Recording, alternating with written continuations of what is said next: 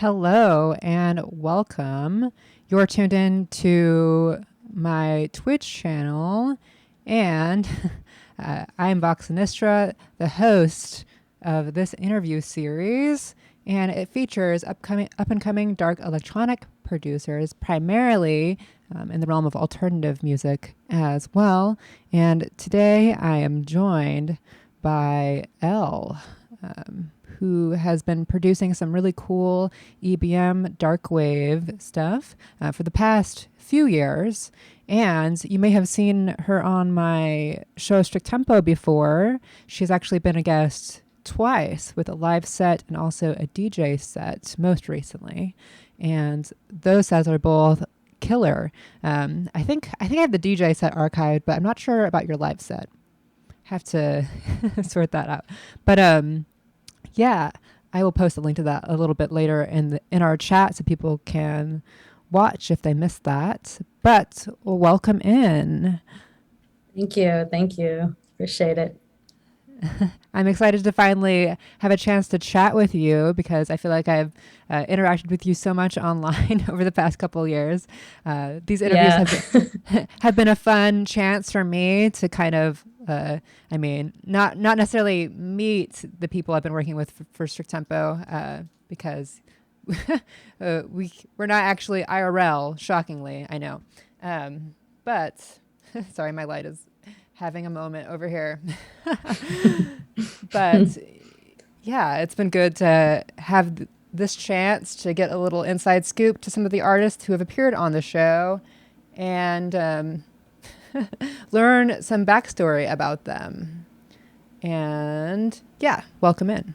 Okay, so we are going to have a little bit of a chat with Elle for a bit. And then we're going to get into the album Discipline, which was released in 2020 on the label Crunch Pod. And I think one of my last interviews, maybe my last one, was with Mellow Code, who is also a Crunch Pod artist, and who you will also be seeing, spoiler alert, in the video later. So after we have our little intro conversation, we're going to move into the album Discipline. And that is 6 tracks, 2 of which have music videos. We're going to watch those. One of them was just released this past Monday. So brand new stuff for you. We're going to watch the video for Waste, and you'll definitely want to stick around for it because it is spicy. And also, spoiler alert, features Mellow Code. We talked about it a little bit in our interview. I'm not sure if you were hip to that information, but you'd come up in our interview. And actually, in my last interview, I was wearing your shirt. So everyone has been subtly influenced by Elle during these interviews the past few weeks. Lovely, lovely. That's nice to hear. Okay, so I'm just going to read this bio to get you guys a little bit of an intro to Elle. Crunch Pod proudly presents Discipline, the debut album from Elle, the frontwoman of Fanblood. The Discipline album entails feelings of struggle, despair, and heartache with hard-hitting adrenaline, fueling beats, and electrifying melodies. Mexican-American singer, writer, and visual artist and music producer, Elle focuses on delivering a unique blend of musical styles between darkwave, industrial, and EBM while utilizing haunting vocal melodies with aggressive vocals. Through her intensely hypnotic dualities, conjuring both dark ethereal atmospheres, Elle displays a transparency of loneliness, fantasy, and self-confessions through her lyrics and vocal arrangements. The Discipline album holds a collection of thoughts Elle has considered to learn, grow, and understand the world we live in. Elle is categorized as a foundational universal design, shape/letter symbol to better understand the deeper connection from and to the world and sound. I'm definitely going to ask you more about that last sentence in a bit. But, of course. Well, I guess we could just start with that. Do you want to tell us about the name Elle and why you chose to use it? Yeah, of course. I've gotten a lot of people ask me this too, but I'm coming from a heavy design and art background. So I try to say things everyday, characters that we use every day in a different way, whether it be letters. Letters are also shapes, and shapes are also used in design, functionality, and different ways to make us the way we live. So I think that Elle is kind of more of an architectural element. It's kind of how I see it, as in terms of building blocks and building concepts and ideas and stuff like that. It's kind of like a measuring tool, if you will. So, but as simple as I can see it, is kind of like a design shape. Um, so I'm trying to implement that and pull that out and just kind of use it into this element of sound and see where it can actually take me besides having like a two word, band name that entails a certain theme or certain like, time or anything like that. I'd rather just kind of take it a shape, a design element, and put it in many elements and atmospheres and see how it lives. Yeah, that's interesting. I guess I wouldn't have thought of it like that. I mean, because I knew that your name is Lynette, right? So I was like, L for Right. Lynette. um, Well, it is kind of. well, that too, yeah. I guess I hadn't thought of it about like being a symbol though. It's just like a one letter. So you're using it as sort of like a connection piece to other concepts, which I mean, it's cool that you have that backstory. I guess I wasn't expecting there to be a backstory, so I'm like, oh, that's really interesting. Um, No one's really and asked that, I think. did you? Was it like a quick thing that you came up with, or did you think about this for a while? um, it was kind of a little bit of both because at first I was getting very troubled and very stuck on the band name or project name, but I just wanted to just kind of keep it as a letter and see if it works out. And if it doesn't work out, it's kind of like a project file, move on to the next letter or something like that. But see how much this project can live in many ways rather than just sticking to a certain theme and just kind of live in that theme bubble. So I don't know if that makes sense. Yeah, I mean, I think choosing the branding or like the name of your anything, like for just like if you're trying to do like anything artistic or like making your own business or anything like that, I think choosing the name is really the most one of the most challenging parts, definitely. And it's like something that people are going Yeah. to be stuck with. You know, you can change your name for all of that stuff, but it's like, uh, yeah, it's definitely a very important element. If you choose the wrong Yeah. name, it can kind of like totally break you right away. It's like if it's not something that's interesting that grabs people's attention, you know, it's like Right. Right. there's And like I so many haven't different projects out there.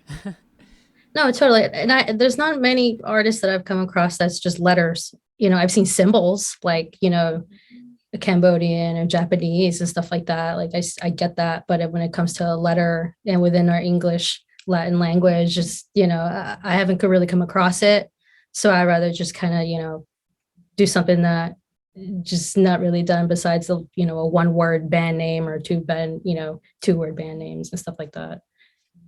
Has it been just like a single letter cause any issues for you, like for like searchability and anything like Um, that? a, a little bit in the beginning, but it's a matter of contacting the distribution companies, and just kind of being very clear with, this is the URL link, this is what needs to be targeted, and who needs to make sure that this is being correctly targeted because there's maybe other band names like that. But I think it's just a matter of being on top of it and making sure that it's going to be directed correctly nowadays. It's not like, going around your van and like taking out your CDs and stuff like that. It's just, it's more algorithm and more data and searching and SEO and stuff like that now.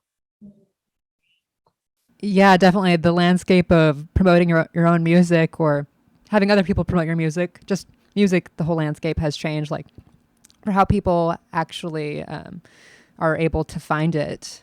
It's completely internet based now, pretty much. I mean, I suppose people do just like find bands, like they're like dragged to a show by their friend or something, and may find something like that. Still happens, and word of mouth also. Yeah, people talk to each other about music they like still, but I think we're all Right. primarily, you know, sourcing our content from the internet at this point. Yeah, no, totally. Highly dependent. Okay, so let's roll back a little bit. Let's have a little bit more of an intro to you. I've been so curious about that one question. Honestly, we just had to knock it out right away. um, No worries. do you have any issues like with like social media and whatnot? 'Cause I've noticed that you don't have like a Facebook or wait, uh, maybe you do now. So I only have a private one. I like a kind of personal, real life Lynette. I have tried to put like a L or L Music Official type of account on Facebook, but I always get a Facebook error of anything, any sort. Like I've changed the names many times. I still get no's. I still get rejections every time from Facebook. So I just haven't really bothered about building like a band page on there. Boo, Facebook. More reasons to hate Yeah. Facebook. Yeah, I fucking hate it. Yeah, so um,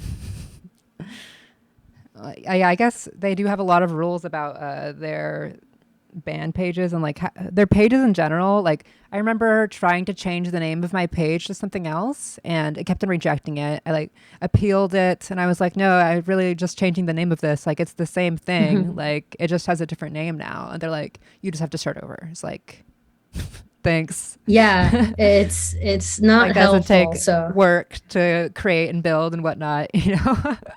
yeah, right. Yeah, so it's mainly just on Instagram, Bandcamp. Um, but I think those are the main ones besides. I mean, I'm not big, I don't even have a TikTok, but that's something that I need to maybe explore. But I don't know. That's like the second or third time TikTok has come up on these interviews the past few weeks. Mellow Code was telling me I should get TikTok also. I guess it's the social media platform with the most growth right now. So I guess, you Right. know, we're all going to have to get hip to it. Right. I'm like strolling in with my walker to TikTok, like, hello there, That's fellow youths. um, it's funny. Yeah, I don't know how anyway, long it'll last. yeah, I guess there's always like a new social media thing cropping up, you know, like once you latch onto something, there's always the next biggest thing. But it is a really big factor in, you know, your ability to succeed right now. And with all like, I mean, there's so many bands and I don't know, there's just so much music being produced. It's like a struggle to set yourself apart. um, Right. I mean, with DJing as well. I mean, probably even more so overrun. It's like everyone and their mom is a DJ, so you have to work really hard to separate yourself from the pack. Yeah. But I mean, yeah, I'm gonna post all of your links here. Now that we've just talked about all the social medias, I'll post those in a minute. I have a whole list of them. But you can find, let's see, you can find your music in a variety of places. You can find it on Spotify, Amazon Music, SoundCloud, through the label on Bandcamp, Crunchpod, Apple, Instagram, and Facebook on like the personal page. Okay, I'll post the links to that in a bit. Okay. So, we're going to talk about the video for Waste in a bit, and we're going to listen to the album Discipline if you're all just tuning in. But we're here with the artist Elle, who is currently based in Austin, Texas. Do you want to tell us where you're from originally and how you ended up there? Yeah. Basically, I was living in LA for maybe a little over 5 years. And throughout my time living there, I've made some really, really good friends and connections and got back into the music. And my job wanted me to move to Austin during the pandemic. And knowing the pandemic, it's just kind of one of those moments where I felt like it was probably the best to just follow the income at the time because nothing felt promising during 2020. And it was just kind of like you're welcome to come with us. If not, good luck, So I was just like, yeah, I just got done looking for jobs in LA for like 3 months. I think I'm ready to just kind of, especially during the pandemic, I'm not about to risk anything right now. So that's what caused me to move to Austin. And many other factors within my life at the moment, at that time, that caused me to just leave. Personal relationships, issues at the time, just kind of pushed the decision more. And now I'm here and it's completely different. And I'm really happy that I'm here though, because I get to kind of build a scene than already is right now, but build kind of more of a connection, a bridge between the West Coast and over here, which I feel is kind of a new goal for me now that I'm here, is just to kind of bring all my friends and all the connections that I have from the West, all the bands that I know, and just kind of start finding a residency and just kind of build the scene over here a little bit more, and being able to have my connections and my friends have the possibility of traveling, and not only here but in other places too, just kind of build the scene a little bit more. I think it's kind of a passion project of mine in the works too here. Totally. So what have you been up to in Austin? Like, I think I've seen you playing at maybe a few gigs and whatnot, or maybe you have some planned at least. Yeah. So last year during the summer, I got hitchhiked by Secret Mutilator. They had a gig here in Austin, but they had no place to stay. Sorry, can you repeat the band name? Yeah, Secret Mutilator. Oh, With okay. Derek. Yeah, cool. Yeah. So he showed up to my door at like 4 a.m, and he's like, "We got no place to stay. Like, can you help us?" And I was like, "Yeah, of course. Stay on my couch. Like, get some breakfast and we'll talk tomorrow, whatever." So, and then he's like, Blood Handsome can't make it to the gigs like in San Antonio and Houston. Would you like to take us and play with us? So I'm like, yeah, sure, why not? I'll take you guys. So we just went down to San Antonio from my place and just got, play the gig. And then the next morning we just went straight to Houston, which is like a 4-hour drive. I was already half asleep by the time. So he started driving, but it was pretty much an adventure, just kind of going around Texas for a little bit. And I started kind of exploring the areas here and going out and about in the gigs. I just the bars, and kind of getting to know the area and the city, and just what would be safe, what would feel good for a gig if I wanted to play a gig or plan a gig here. So I started asking questions like from Luna Negra, like, or other event promoters, Bewitch. They started kind of giving me more advice of what are more appropriate, like if I were to start hosting events and stuff like that. So I started kind of asking advice, security, bar, atmosphere, like all the basics as in terms of hosting. So that's kind of what I've been doing in Austin, besides, making my own mixes here in the studio, my spare time, and making new material and scouting for new places to play, and starting to, promote new events so I can bring some people from the West over here. Apart from that, and just making new music videos and working on new singles. And just recently just been invited to more touring. For the first time, I'll be touring this year. Be touring with a couple of people in May all over Texas. And in October, this is probably the first time announcing it here, but I'll be touring with Minute Machine in October. So that's like about a 2-week long tour in October. So that's what's in the works this year. Cool. Yeah, I had a couple gigs I was going to do in Austin right before the pandemic hit. I had like a strict tempo plan with Mutant down there. And also Nice. It was like at a warehouse that's since shut down, womp womp. And then also at a place called Coconut Club. I don't know if you've been there before, but I guess they have a lot of like DJ events and whatnot. Anyway, that's cool. Yeah, I'll check that out. Coconut. Yeah, I visited Austin maybe like 7 years ago. I remember it had a ton of awesome vegan food. I'm vegan. And it definitely seemed like an oasis in Texas. Like once you kind of got outside the city limits, it's like different world for sure. I mean, even within it, it was like a different world for me coming from Seattle. No, I mean, it was a big culture shock for me when I moved there. Like it took me months.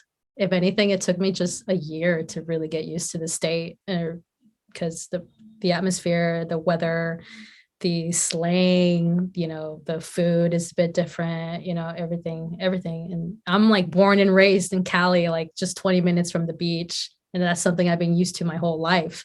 So just moving out of my state and my family, like so convenient to see, like I'm like 29 now. So it's a big culture shock. So that's something that, I've just been dealing with too here. It's just a lot of differences, but I think it's kind of cool. I think it's interesting. Yeah, I think I saw Inspiring. you in like a group photo wearing like a Stetson. I was like, it looks like Elle is adjusting to the Texan life. Yes, just slowly. I'm making my all my gear just kind of look a little atmospheric. Yeah, that's so cool that you're going to tour with Minuet Machine though, and announced here first even. Yes. A little sneak peek for you all. What regions will that be in?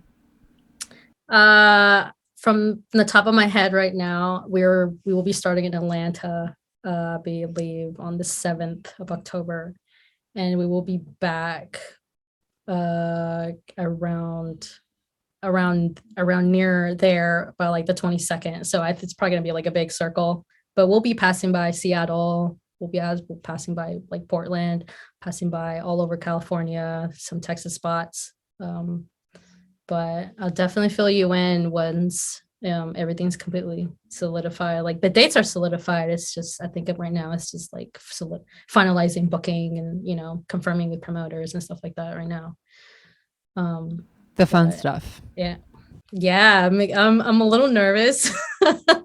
So if anyone out there watching, like, and it's tour, and if you guys have toured, like, I'm all about getting advice and, seeing what others have done or survival kits and stuff like that. Like any challenges that I might face as a first timer, like tour, I'm all ears. So This is the first tour you've ever done, or just with this project? This is my first tour ever done. Like, I don't think marching band counts. Probably not. No. That's awesome. Congratulations. That's so great to have you. like your first tour be with like one of the biggest like current darkwave bands. That's pretty awesome. Good work. Yeah. Thanks, man. Thanks. Lots of work in the works. I'm just never stopping, so. Well, that's how you have to do it. Yeah. Unfortunately, just got to work super hard these days to make anything happen. At least that's the way it's been over here. Yeah. Yeah, I mean, well, like, not that working hard is bad, but it can be tough, especially when you're working with like underground genres, that don't really have like mass appeal or like like huge followings. Like there are a good amount of people that do listen to this sort of music, right? But it's still pretty underground in the whole grand scheme of things. You're kind of like capped at some level with it. All right. Yeah, I mean, if it's going to be underground, there's bound to be elements of a DIY aspect, which makes it better in my opinion. The virus says trend alert, country goth. That was trending since like Nick Cave, right? Or maybe even before that. What was the first country goth? Does Johnny Cash count? He's kind of goth. Yeah. Maybe not really. He did talk about hurting himself. Kind of goth. All right. Let's throw that out to the chat. This is too big of a concept for me to handle right now. Thank you so much for gifting a sub, Critical Virgo, and welcome in. Okay, let's get to our next question here. And it's, how would you describe your own music? My music. Definitely some dark 80s, as vague as I can describe, which is the same thing that I get when people tell me, oh, this is like very dark 80s.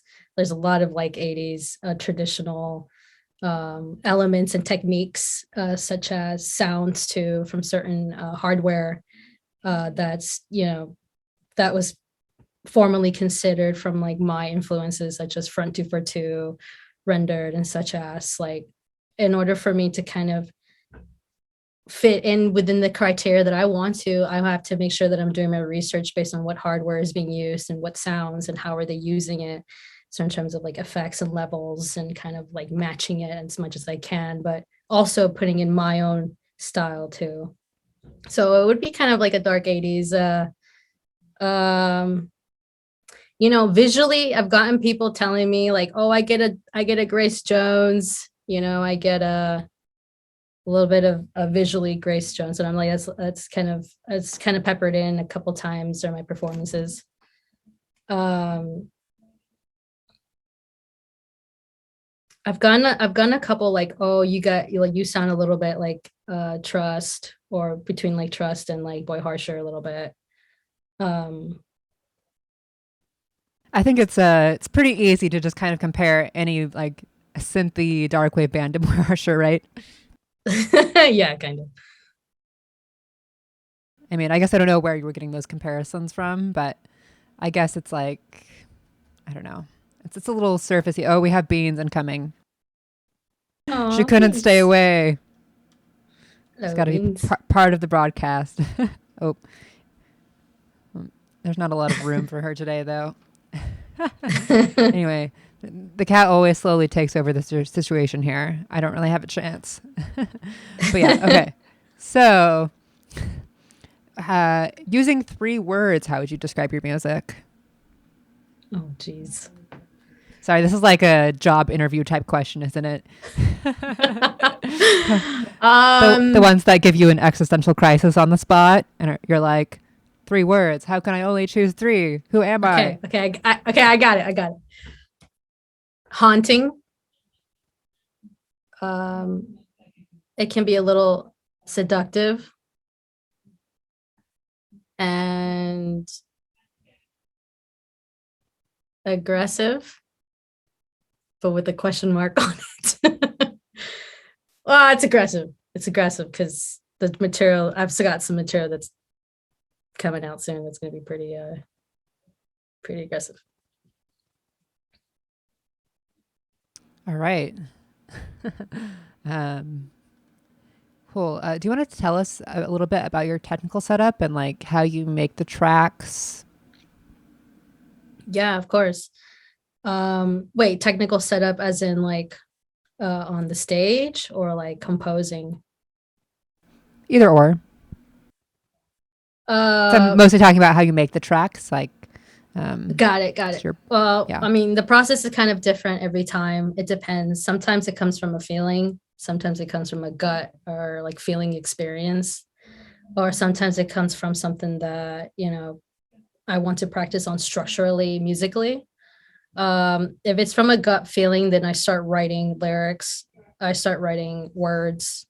And then I just stick to a certain scale within the minor scale series. That's if I have a gut feeling. If it's something that I want to practice with like music wise and I want to get better at stylistically, then I go into the gear completely. It's either on the iPad as a blueprint, sketch pad for like music, or I go on my gear, either on my VSTs or on my actual gear behind me, where I just kind of start breaking down rhythms, percussion elements and stuff like that, what BPM I want, and then the scale comes in. But if it's a certain feeling, sometimes I like to go straight into a scale and just kind of figure it out there. I don't know if that makes sense. Yeah, it makes sense. Trying to keep the cat off the laptop right now. Anyway, so how does that differ from your live setup? So the gear is completely different. When it comes to setting up and go on live, I'm all about less is more. That's a certain rule that I like to have when I'm out traveling, because I don't want to destroy my gear or accidentally just kind of like fuck up my gear and like stuff that I don't really necessarily need on stage. You know what I mean? Like, it's just less is more. So I have an MPC, PC1, which is a hardware piece that can be imported with like actual music data or the actual waves, and you can structure it the way you want it. It also receives MIDI, which you can import lights and other sources, which is, with, a keyboard or other sources that you want. But again, I'm all about less is more.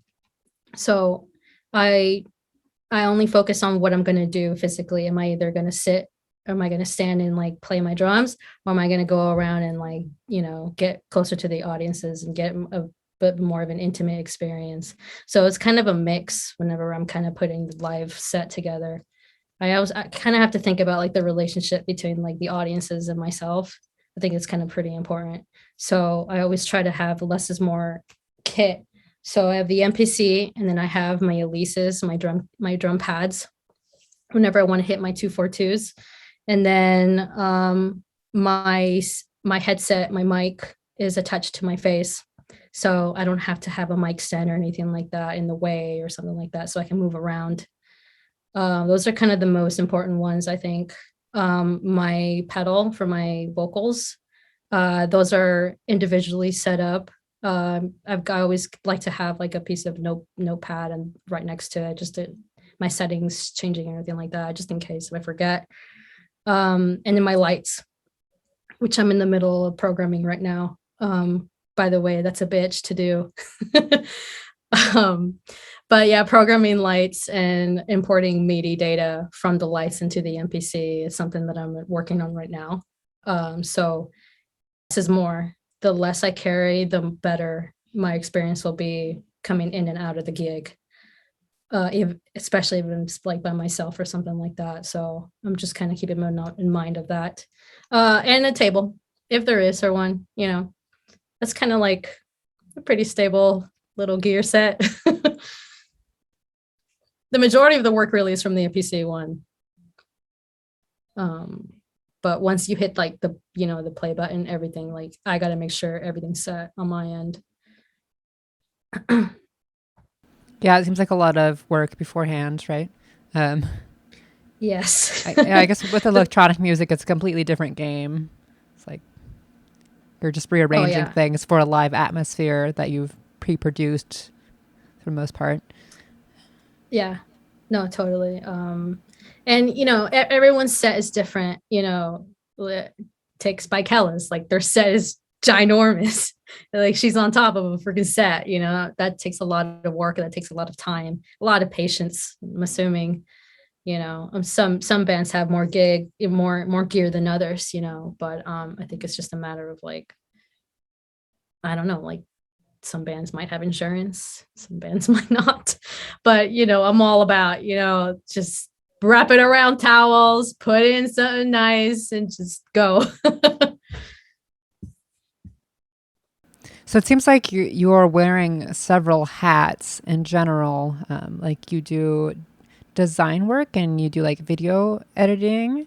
We're going to talk a little bit more about the video stuff. But do you make your own music videos?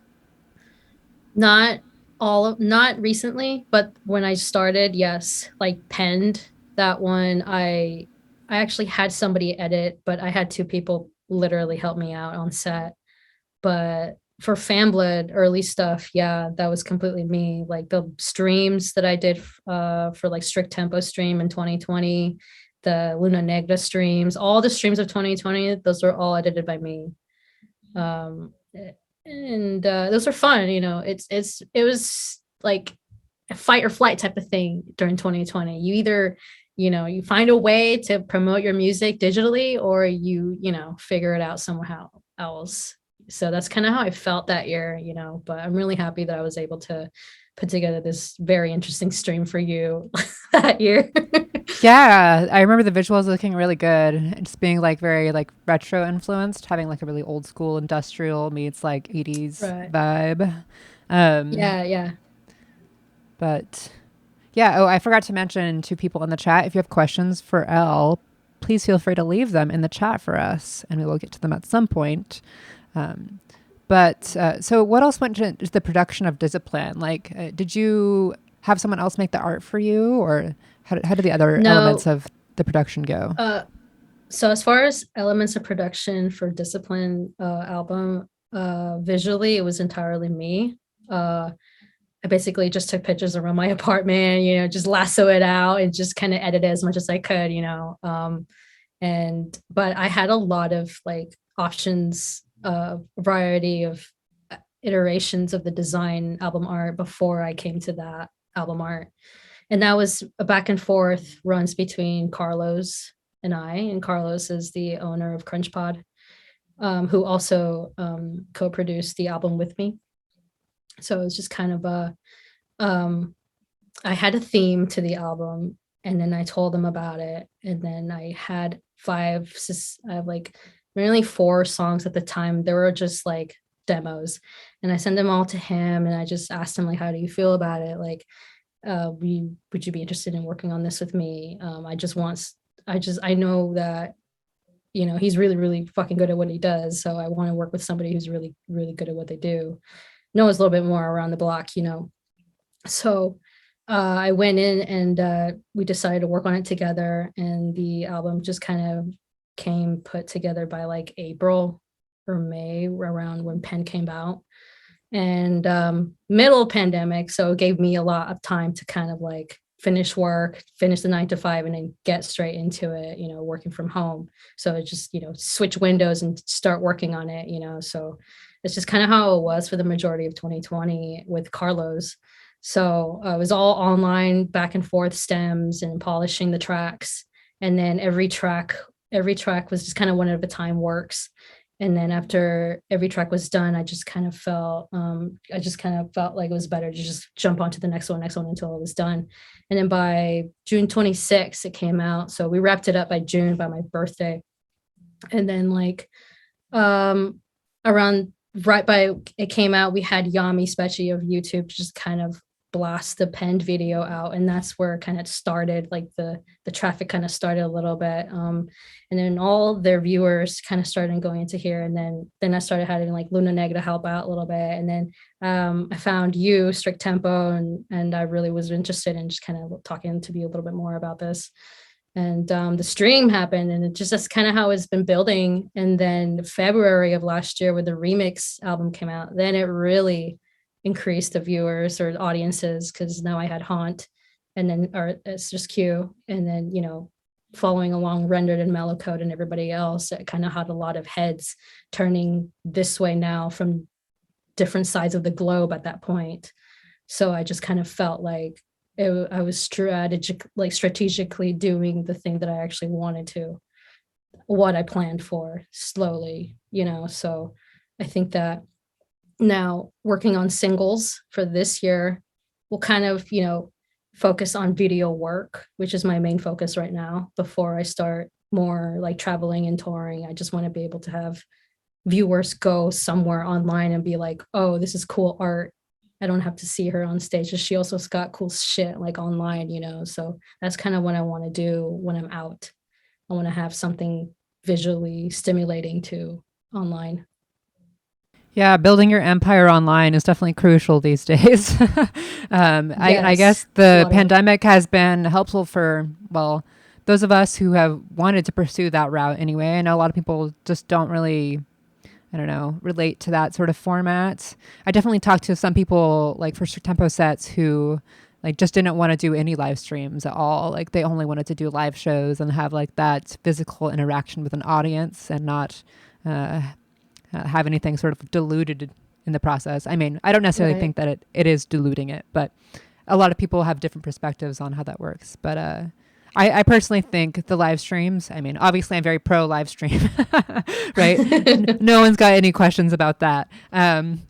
But yeah, I think it's a really great tool for uniting people worldwide. And, you know, especially when you're dealing with music that's pretty underground and like only appeals to like a certain like percentage of people, you know, you want to reach as many of them as possible from everywhere. And especially if you live in a place that's not like in the centrally located with a huge scene for that stuff, which I mean, most of us don't.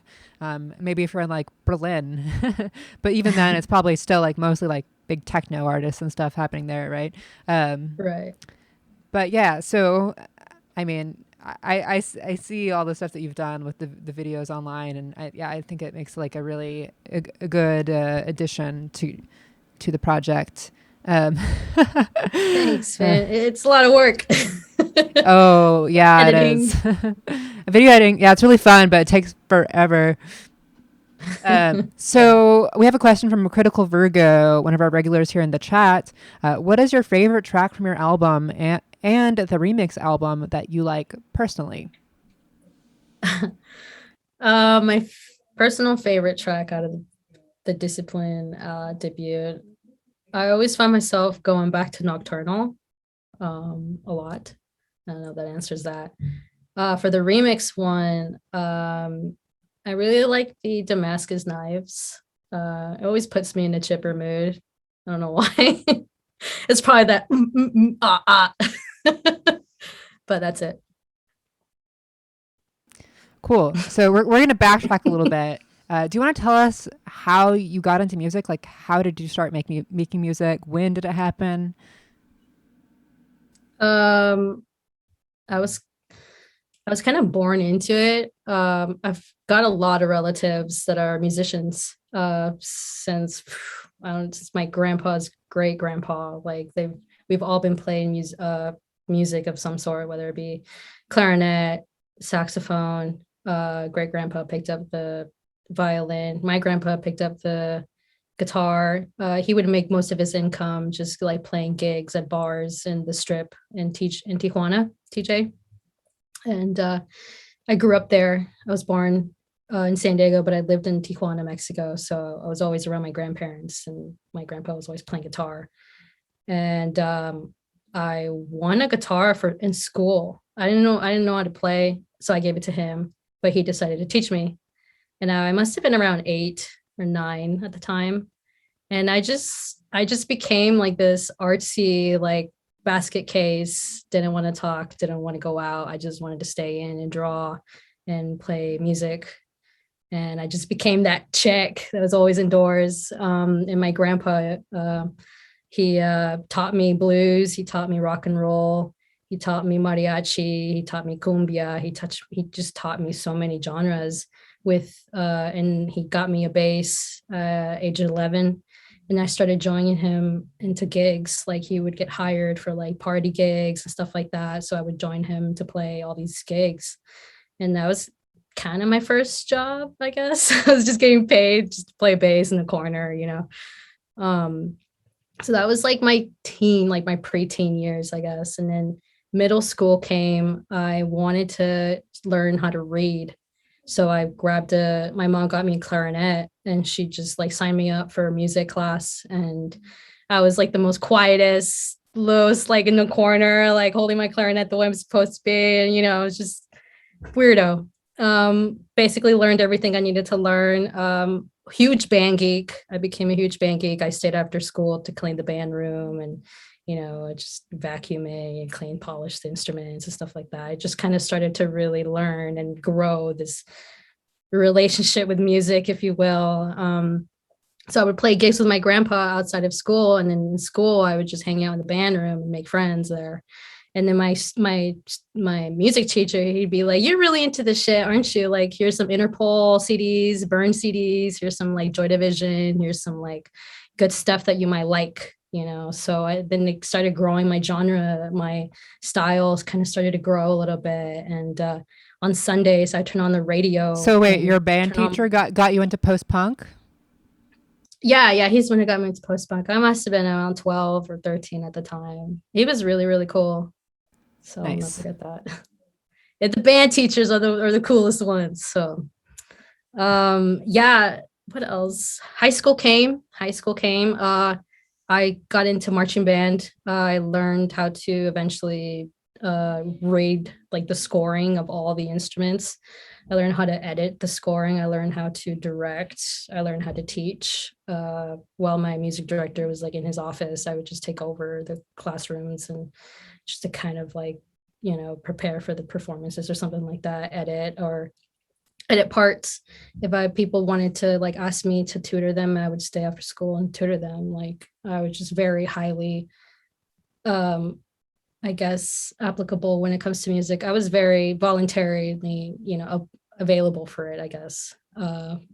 And college came. I marched in college. I marched saxophone and loved making my friends. I love making friends within music. It's always been my favorite because it's just language, we just get, when it comes to playing or performing or something like that, it just kind of becomes this language of world culture. It's the same thing as like being in the scene, and it's these musical terms do extend into the electronic music scene too. Like this, it's just, when it comes to like building music, composing, editing the score, it's the same thing, but it's electronic, is different parts, different feeling, different structures, different formulas. It's kind of like, it's been the educational foundation for me since I was a kid. Like it's been something that's very natural for me to just apply and plug in. And it's just something that my head is just pretty much used to for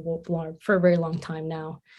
Ear pitch, guessing the notes. That's something my grandpa taught me as a kid. Like, as I pretty much had no friends, my only neighbors like were my bandmates. I did have a band from like my neighbors. We were called the Fake IDs because we were all 12 years old. My neighbor was a drummer. He was all about like fucking like Red Hot Chili Peppers and like ska shit and like some punk shit. And I was all about like, Depeche Mode, Soft Cell, like all this shit. And we had other players, but we grew up together. They were my only friends outside, a couple of them. And we basically broke apart senior year of high school. We were like, we're done with this, we're all going to go our separate ways. So even after school, even after like marching band, I was still doing music. So it's kind of been around my life for a while. I'm not surprised that it's still around. So we'll see what this project even, will bring now. So we'll see.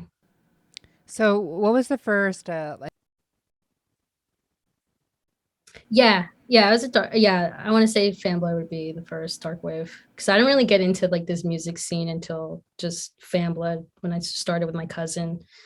And before, I've just been listening to, the styles and stuff like that, but I never really, pushed myself into it until just recently with this project. So when did that band start, and who else is in it? Like, can you tell us a little bit more about Fanblood? Yeah, of course. Fanblood started back in 2017 with my cousin Sam.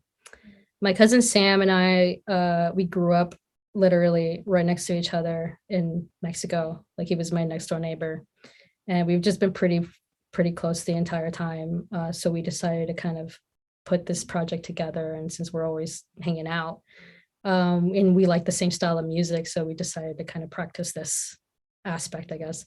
And we started playing with our iPads first and just kind of sending documents back and forth to each other, see what synths we like and whatnot. And then eventually the consistency became into something tangible. So the Fanblood project became something known. So we didn't even ask, we got invited to just start playing gigs.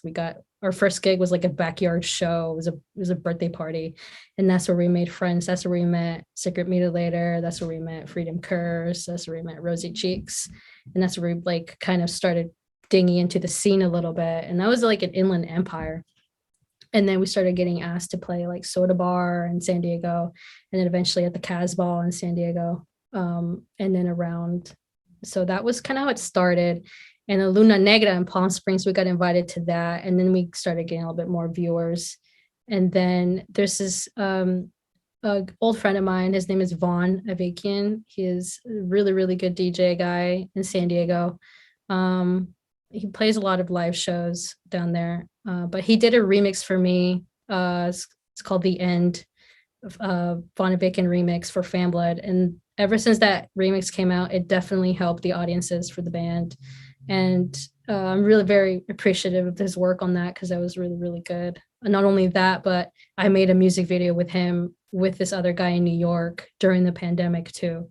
So squeezing that out with that remix and, PR it, it kind of really helped out. So that's kind of how Fanblood started, as just cousin family spare time project. So knowing me as a Mexican, I spend a lot of my time with my family, so might as well do a project with your family member. So Nice. I guess that explains the name also. Yeah, it's funny. He thought Are of you it. still I was active just right like, now? at the moment, not at the moment. My cousin is getting married, so we're taking a long break. So, what do you think is the hardest part of releasing music or performing for you? I think the hardest part about releasing music is um, basically planning appropriately. Planning appropriately, meaning regarding like what channels are you gonna announce it, and when and where and how are you gonna announce it? Like, what's the journey? Like, where you're gonna announce it first, and how is it gonna look like at the end? Like, it's kind of starting to feel like a more of a scientific approach. And honestly, it's not that fun for me to think like that because I already think like that at work. And like, this is my passion project. I almost want to just like post it whenever I want. But it's kind of like that teeter-tottering feeling of like, oh, I don't want this, like, part of me feels like I don't want this L project to feel like a job. But part of me is just like, I really do want to like promote this appropriately.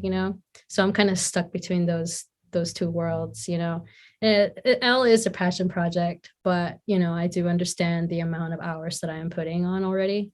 And I'm sure you can understand, like, you put a lot of hours on the Strict Tempo project, your whole thing. So it's like, Hundreds and hundreds of hours.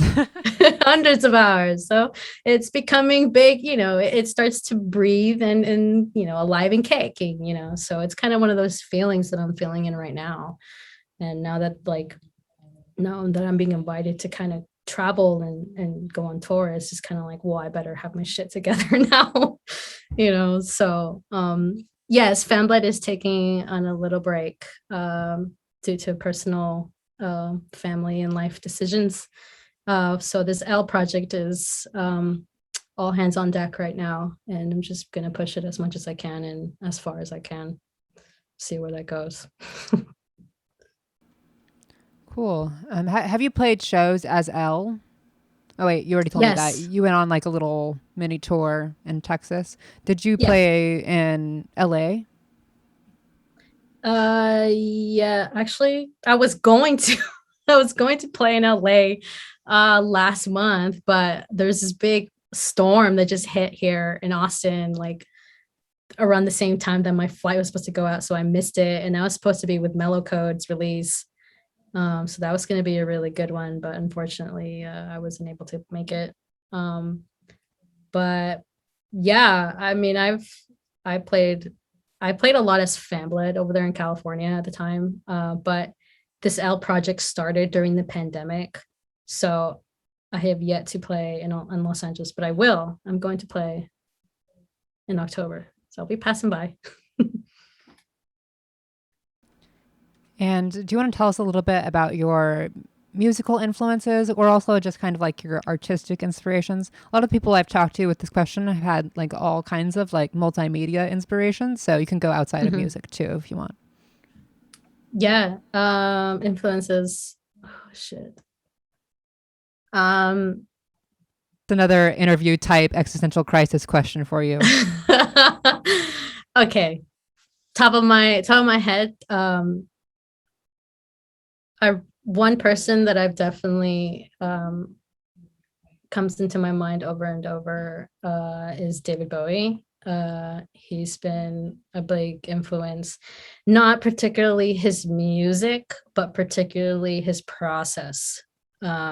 His creative process is extremely very like similar to what an art director actually does in the office or work, like visiting his museum a couple times, like, and going through his like all his process and his drawings and his notes and like his stage modeling on like on his ideas. And there's a reason why to everything. And I think that's what makes a performance or anything, a project, something more like powerful. I think it gives it more of a reason. So I try to like focus on something that's a more conceptual, like that.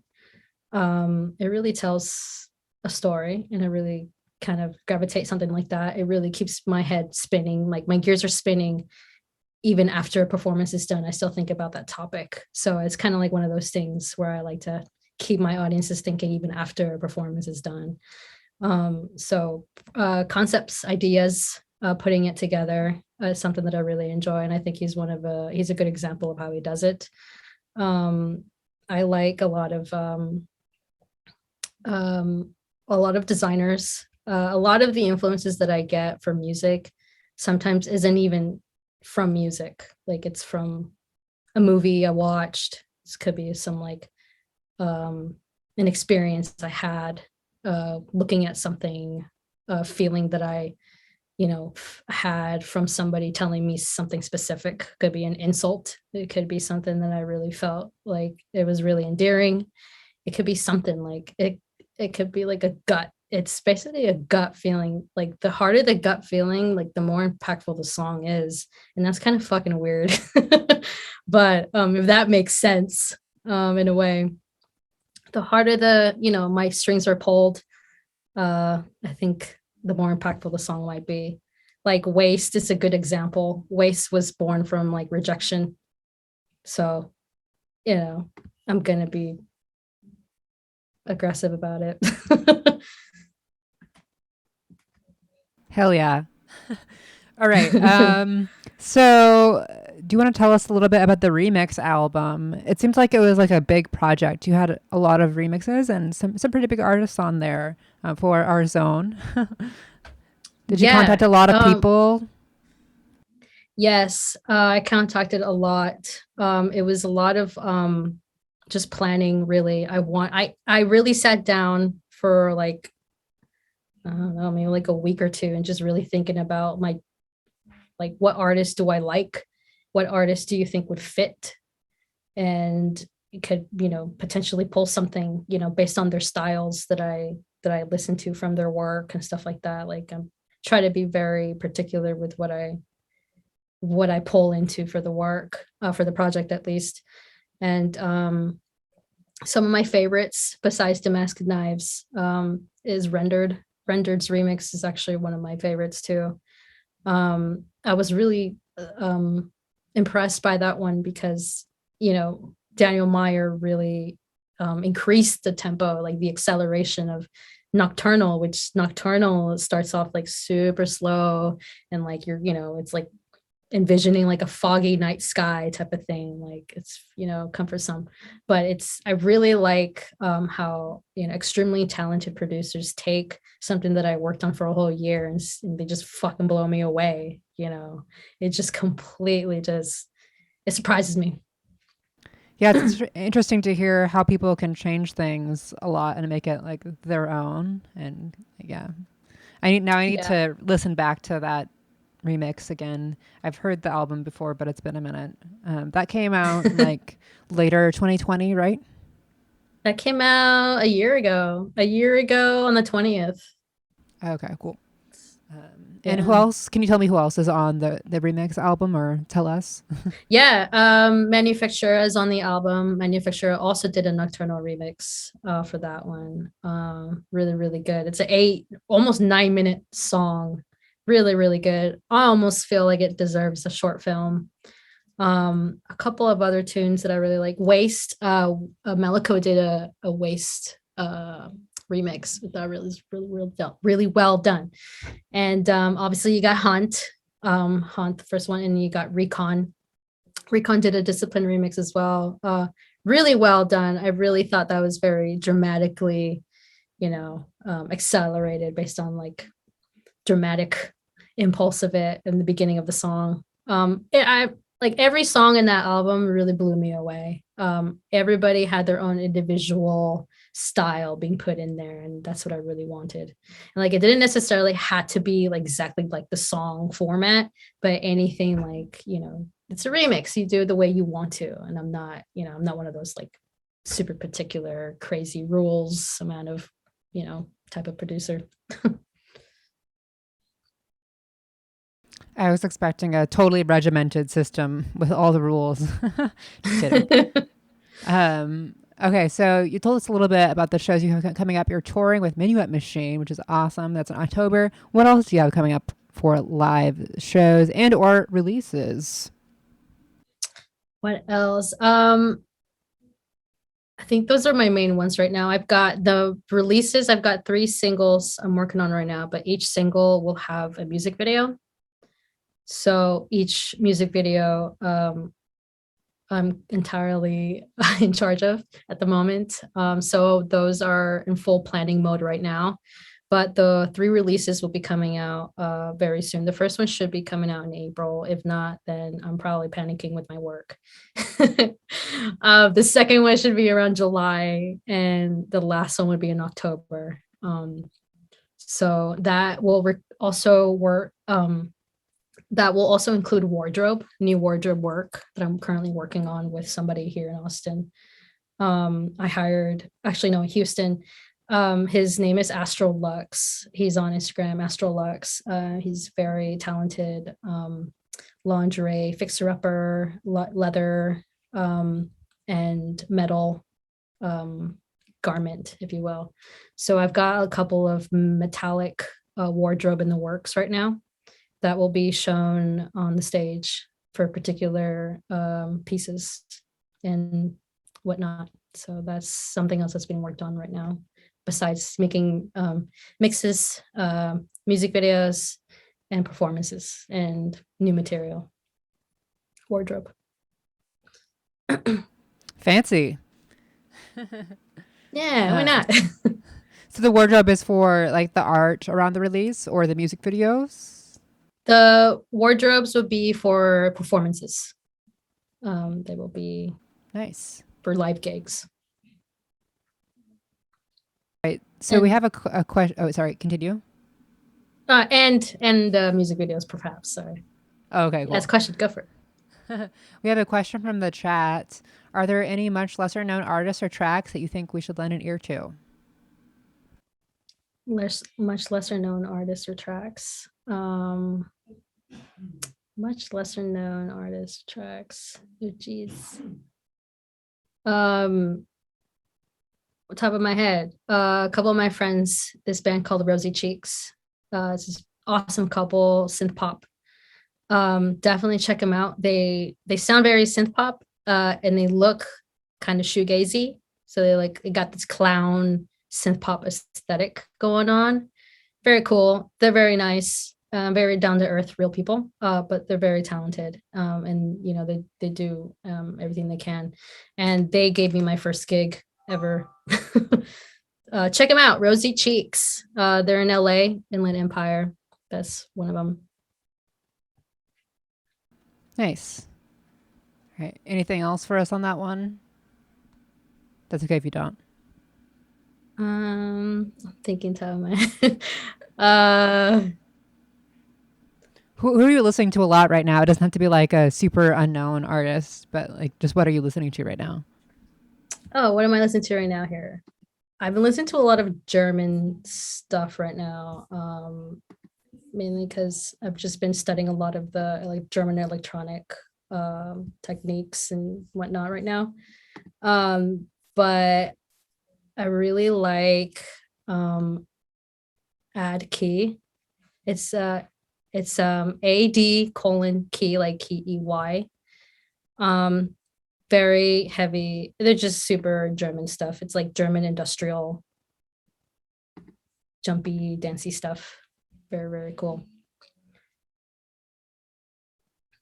Nice. All right. I think we're going to move on to the listening portion of things. Unless anyone else has any questions now, or we can also catch them later. Okay. So we're going to talk about the Waste music video here on a couple tracks. How this is going to work, I'm basically going to play each track, and then we're going to throw it over to Elle to tell us something about the track, whether it's like something about how it was made, or like a story behind the meaning of the track, or anything special really you want to call out about it. So we're also going to chat specifically about the music videos, but we're going to listen to it in order of how they appear on the album. So we are going to start with the intro track, which is indeed called Intro. This is... We are starting from the beginning. Oh my God. This is the album Discipline. We're going to listen to the original version, although it also has an extensive remix album, which we just talked about a little bit, which I definitely also recommend checking out. Interesting reworkings of the tracks, for sure, from a lot of really great artists. Both released on CrunchPod, and I'll post a link here in the chat in a moment. But yeah, okay, so here is the intro.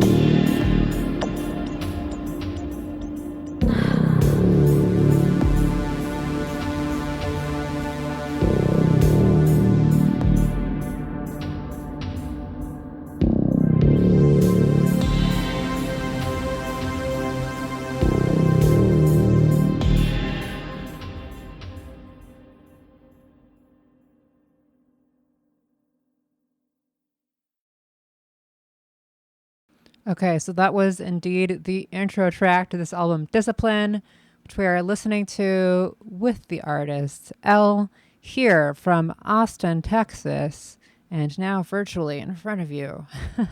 I don't know if you really have much to say about this. You know, it's kind of like spooky, mysterious intro track, but if you want to tell us a little bit about the intention. Yeah, I mean, it's pretty much it. I just kind of wanted to set the mood set some sort of mood, if you will, whatever that you feel. It could be kind of like you're about to go into this deep ass tunnel of whatever this is type of thing. Witness various amount of what's it called? Challenges, circumstances, events that might lead you to feel this way. It's kind of like a beginning of a journey, really. Yeah, it reminds me. Feels uncertain. It reminds me of like sort of a combination of like film noir, like spookiness. Like I'm imagining lots of fog, but like it's like the beginning of like a cyberpunk like 80s movie. Yeah. Totes. But there's definitely people in like sunglasses and like trench coats, but also like there's like, yeah, it creates the whole scene to the point where it's like conjuring specific images. So I think it works. Yeah. Perfectly. Okay. We're going to move on to the next track, which is the title track called Discipline.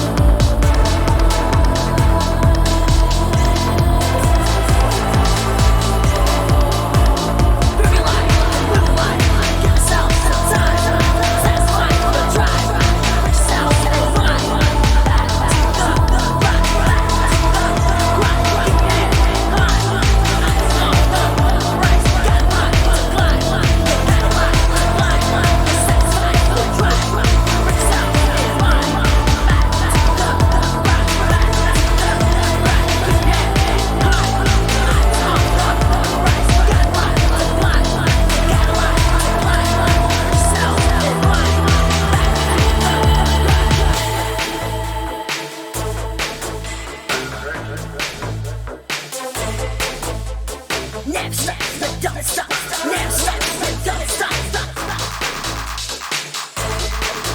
With a burning desire.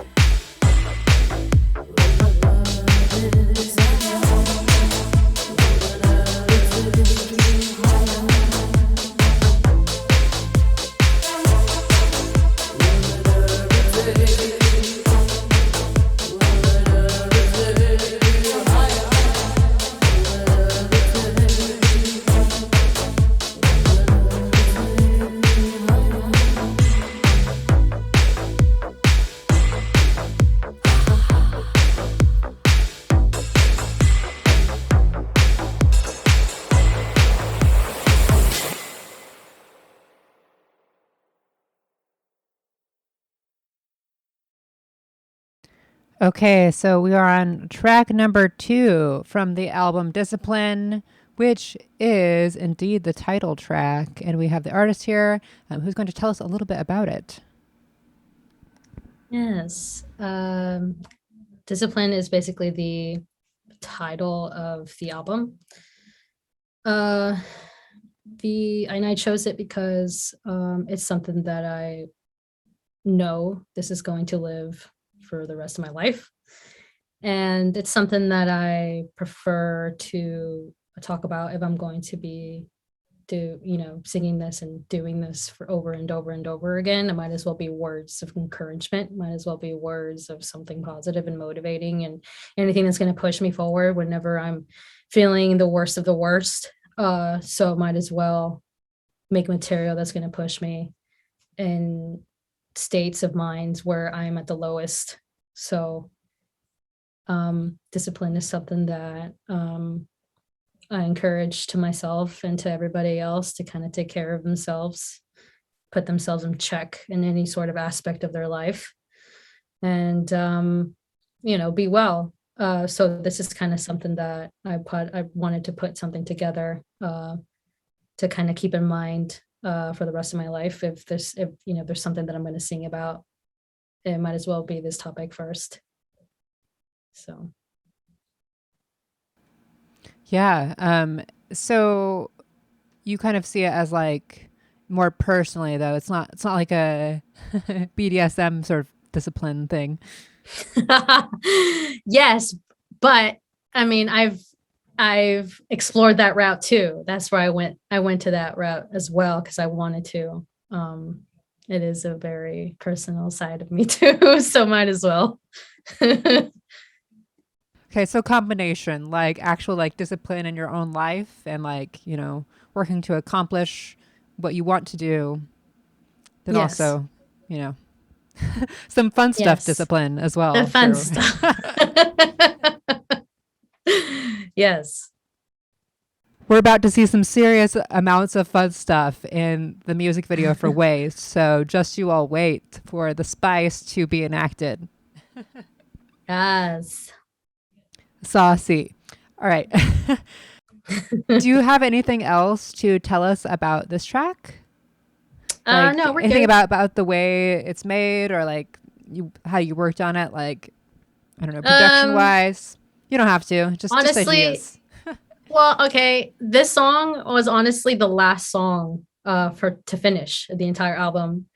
Ultimately, it started off as the first one to start working on, but Carlos and I had a really troubling time with that one. That was like the longest song we've ever worked on, to the point where like we put it in the back burner and just worked on the other ones until we revisited this one.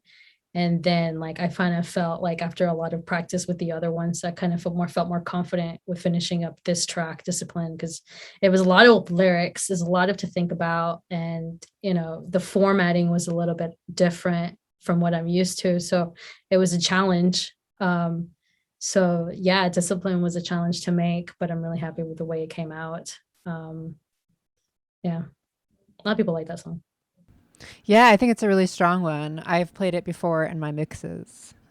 So you have my stamp of approval. Yes. I don't play anything I don't like, so you know.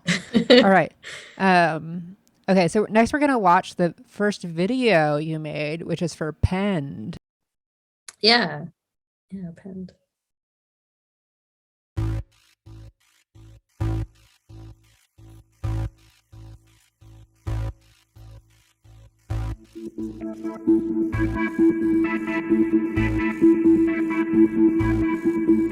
They say, don't share.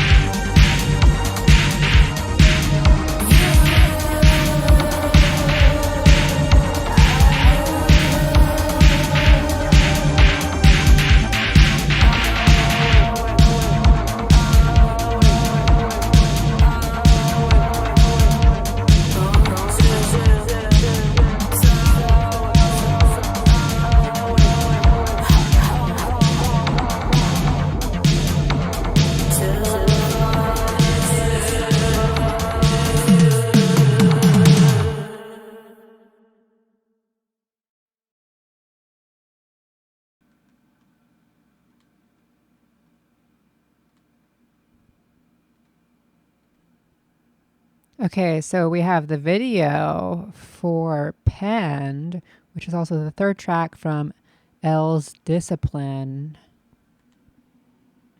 Do you want to tell us a bit about making the video and the track?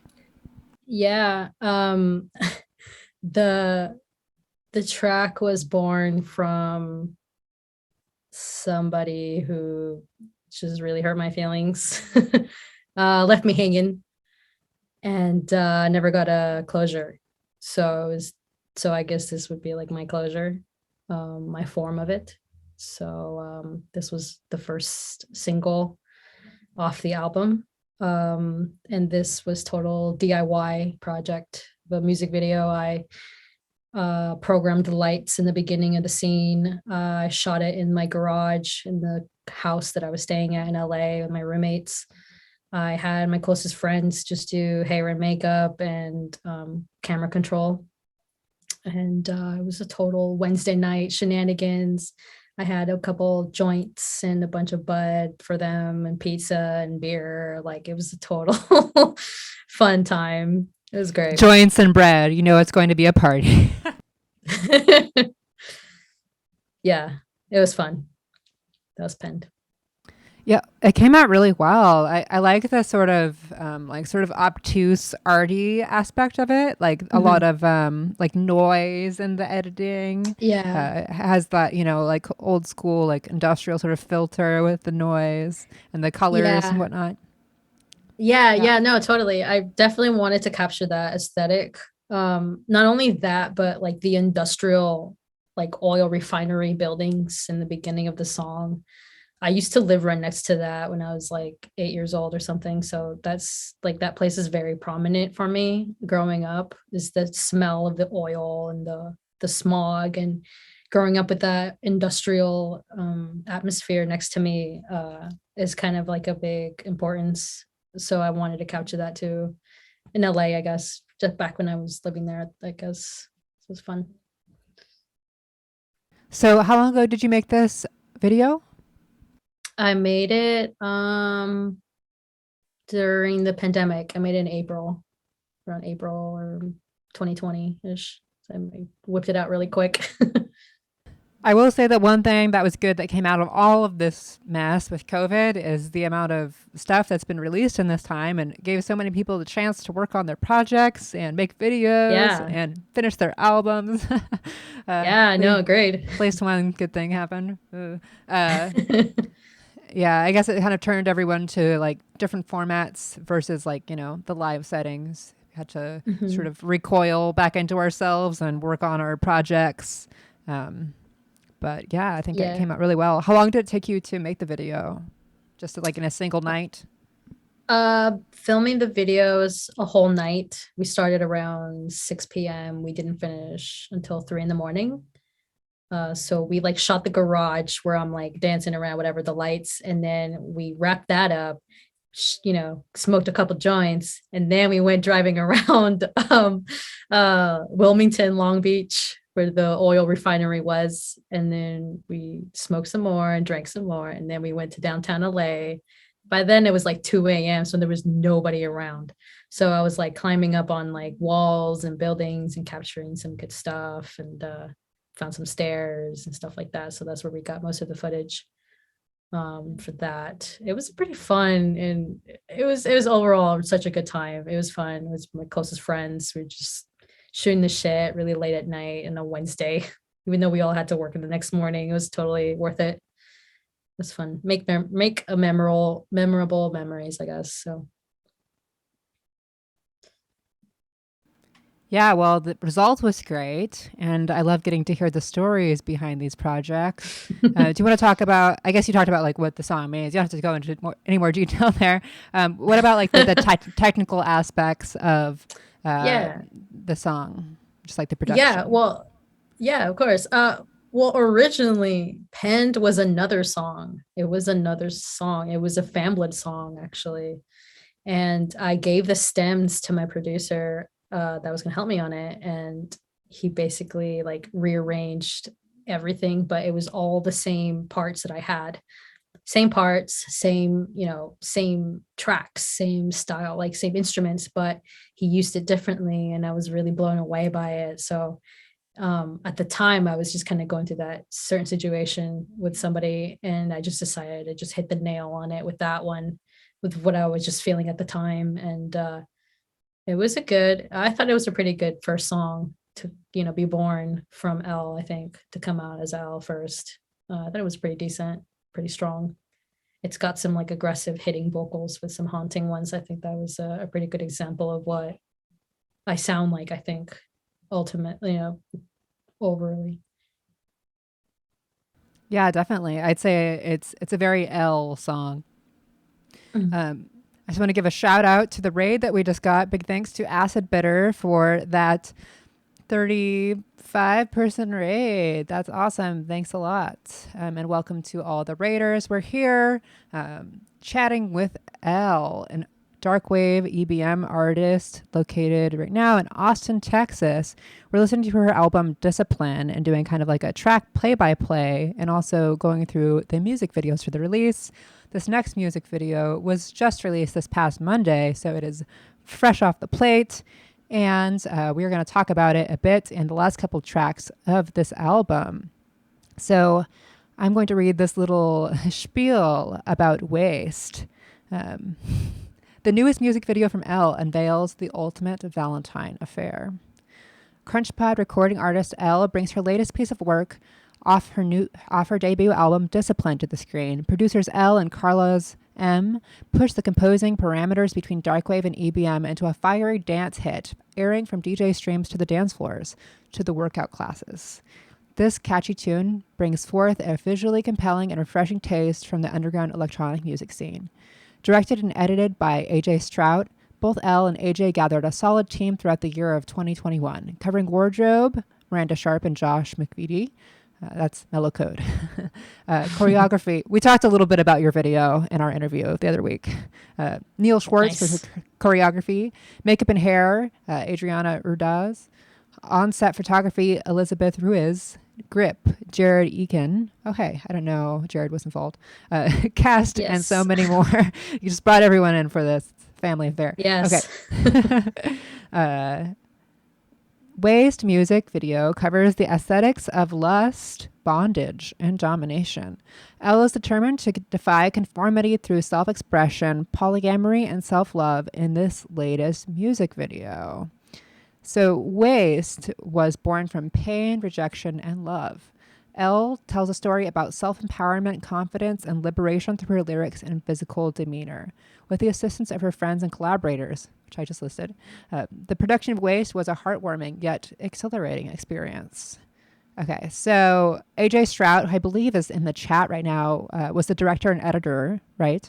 AJ does a lot of really cool visuals for live streams, or was at least doing them for a while. I know I've seen a lot of the visuals on like Square Wave's channel, maybe some other places. But anyway, so we're going to watch this video now and have Elle talk a little bit about the production process.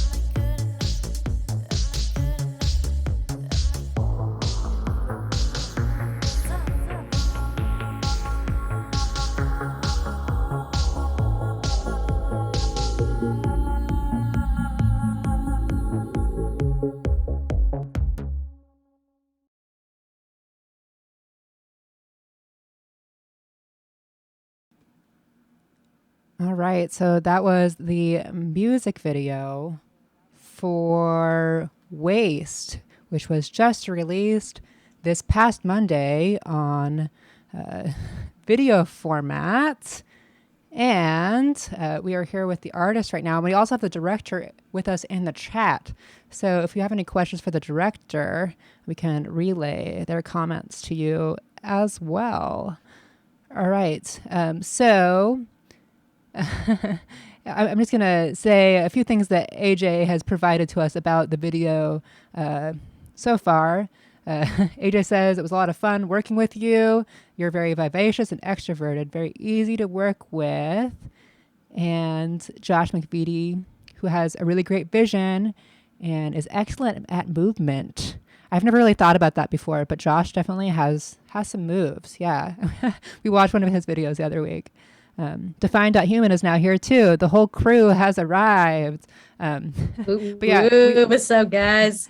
we are actually Hey, in the process of listening to Elle's album, Discipline, and the past 2 tracks have been videos as well for the release. We're going to listen to the last couple tracks from the album here in a second. But first, we're going to hear from Elle a little bit about the creation of this song and a little bit about the video experience.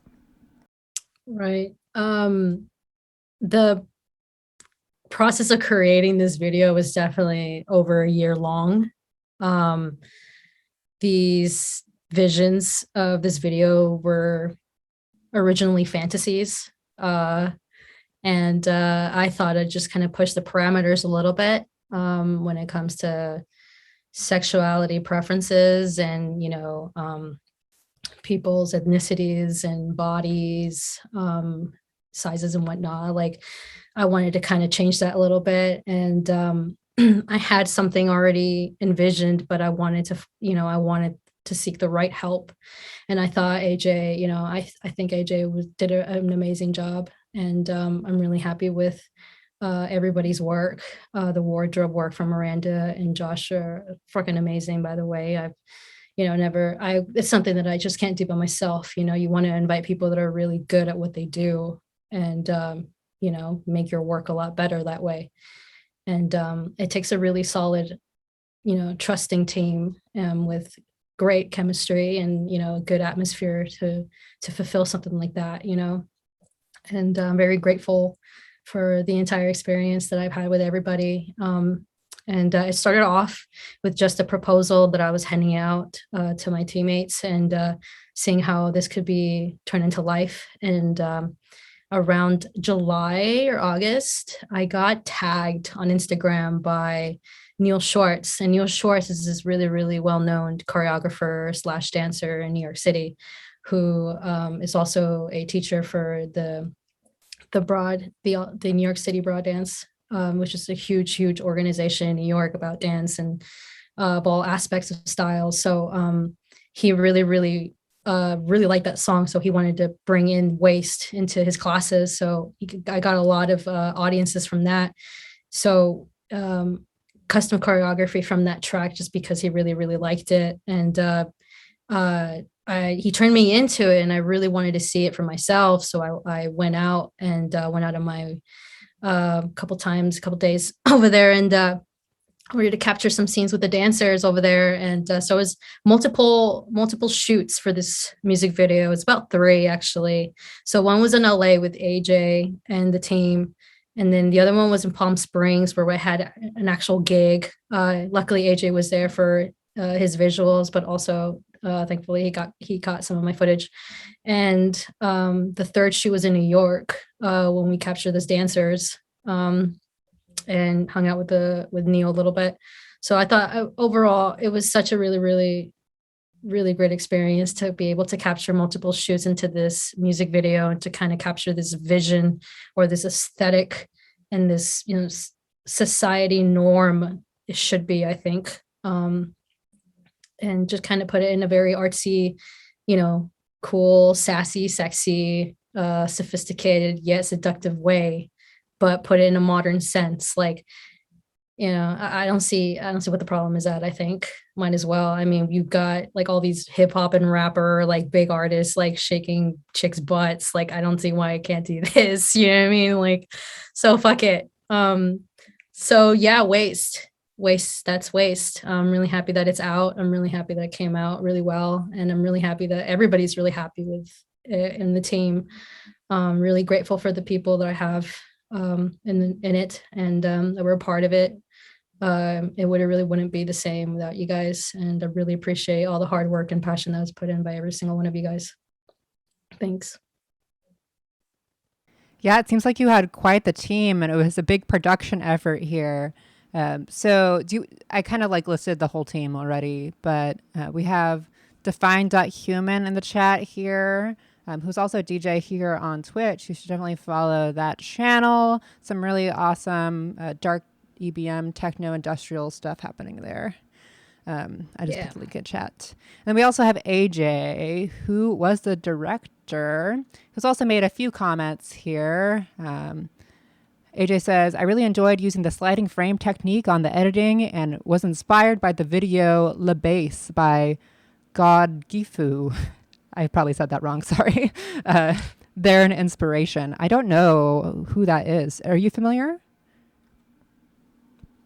A little bit. Yeah, he showed it to me a little bit. I think that the style was pretty much spot on. I mean, I think the sliding aesthetic and the visual really hit spot on with it. And it was really easy to even extend that style to even like promotions and stuff. So I thought that was pretty fucking spot on, AJ. Well done. A virtual round of applause. AJ says, what I really appreciate about producing this video was that it paid an homage to BDSM through a specifically feminist lens. Sorry, I'm laughing at my light here. That's going crazy. All right. Taking control, feminine empowerment. Yes, definitely. Strong vibe of empowerment from Elle in this video. Yes. Yeah. Oh, I said the name correctly. Magically, I don't know how I did that. Well, you've already sold some people here in the chat who are going to buy the album immediately when this is over. I posted the buy link several times in the chat, but I'll post them again before we're finished here. Probably more than once. But yeah, it's available on pretty much every platform, right? Bandcamp, Spotify, Apple Music, Amazon Music. Yes. Bandcamp. I also have shirts. I also have like a few. Yes, you do. So I got some shirts. You have a few different shirt designs, right? I'm working on those right now. So that's the thing that that's the new merch is in the works before the touring starts. So I'll be sure to. Nice. That's going to be all done and done. So that's in the works. Lots in the works. I should have waited for this interview to wear your shirt, obviously, but I wasn't thinking about it. And actually, I wore the shirt in the last interview I did on here, so I thought it might have been like repetitive or something if I wore it again. But once the night interview goes on YouTube, you'll see represented with the shirt. Yeah. But it's a good shirt. It's the Discipline album cover. It's right this way below me and L over here. It's that like on a black tee, and those are up on your Bandcamp, right? Mm-hmm. Yeah. Nice. Okay. Do you want to tell us anything else about this video? I mean, other than I'm just really happy that it's done, and I'm really happy that it came out really well, and I'm really happy with everybody that's involved in it, and most importantly, I'm happy that they had a really good time. It's super important for me, and I hope that we get to work again like that, and hoping that I get to be able to do something like that again, because it was a lot of like a second or third jobs after the 9-to-5 type of thing. Like I wanted to fund this properly, and I wanted to make sure I get the good quality work from good quality people and stuff like that for this type of track. And I mean, I worked my ass off to make sure that this is funded properly and whatnot, and I'm really grateful for everybody that was included, because they really practice what they're really good at, and that makes me happy. So. Yeah, you had an all-star team with like the styling of Josh and Miranda. I know. Did they do? No, you had a separate makeup artist, right? They didn't. They did their own makeup. I Yeah, think Josh told separate. me. They did their own, and I had somebody to do my own. And I mean, I think it was kind of like a mix. Really, we all were just kind of playing around with each other. So it was good, creative atmosphere. It was great. And how long did you say it took overall? A little over a year to finish this music video. A little over a year, yeah. Wow, that's a long time. Yeah. It was a lot of like just planning, like just getting the aesthetics correctly, like what the vision, what these. So I just started drawing. I started drawing a lot, just sketching a lot and seeing what it looks, what would it look like, what type of angles, what gear, what wardrobe am I looking at, like, but nothing solid, like, tangible yet, until I shared these drawings or this storyboard with people. And I'm like, what do you think about this? What do you think of that? And then they're like, oh yeah, and this, yes, and this, so I started kind of getting like this feedback, positive feedback of like, yes, this is possible, so. And then I had when I sat down with AJ on it, with the stuff that I had planned, he completely was, yeah, absolutely, like, this totally makes sense, we can totally do this, and we'll shoot this and this and that. So I felt like, I was going on the right path, and I felt like this was really going to happen, because it's just one thing when you draw it and you put it together, like, it's nice, but it's another thing when you're on set and you're in the camera and you're literally referencing what you drew.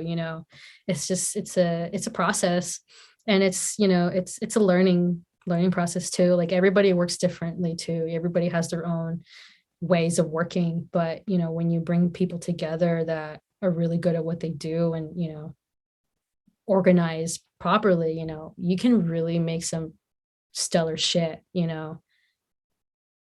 What would you say the timeline was like for the production? Like, was there a lot of build up and just planning what you were going to do before? I mean, I'm sure there it wasn't just thrown together, but how much planning was there before? I was a lot of. I also want to say months. I want to say maybe like 6 to 7, like 7 months tops, just planning. Like, first was just selling the idea and the aesthetics and that I had like in my mind, and then who am I showing this video to, the scene, and when will it be, when is the deadline? So working with people, and like a deadline kind of sounds a little bit more realistic now at that point, so it's just little baby steps that every day, if there's something that you really want to do and you want to fulfill it, you got to break it into bits. You can't eat the whole cake at once. You gotta like bite it into bits and take it for what it is. And that's kind of how I broke it down with this song. And the song itself, the video, how it looks, is exactly how I really envisioned it in my head. Like, I wanted this red and black seductive type of appeal with good fiery dancing, so I think that it was really well done. And that's what it kind of excites me, being a creative person, is just being able to fulfill 2D shit into 3D stuff, you know what I mean? Like, making it come true, and then moving on to the next project, it's just fun. I guess that's my addiction, my drug to being creative.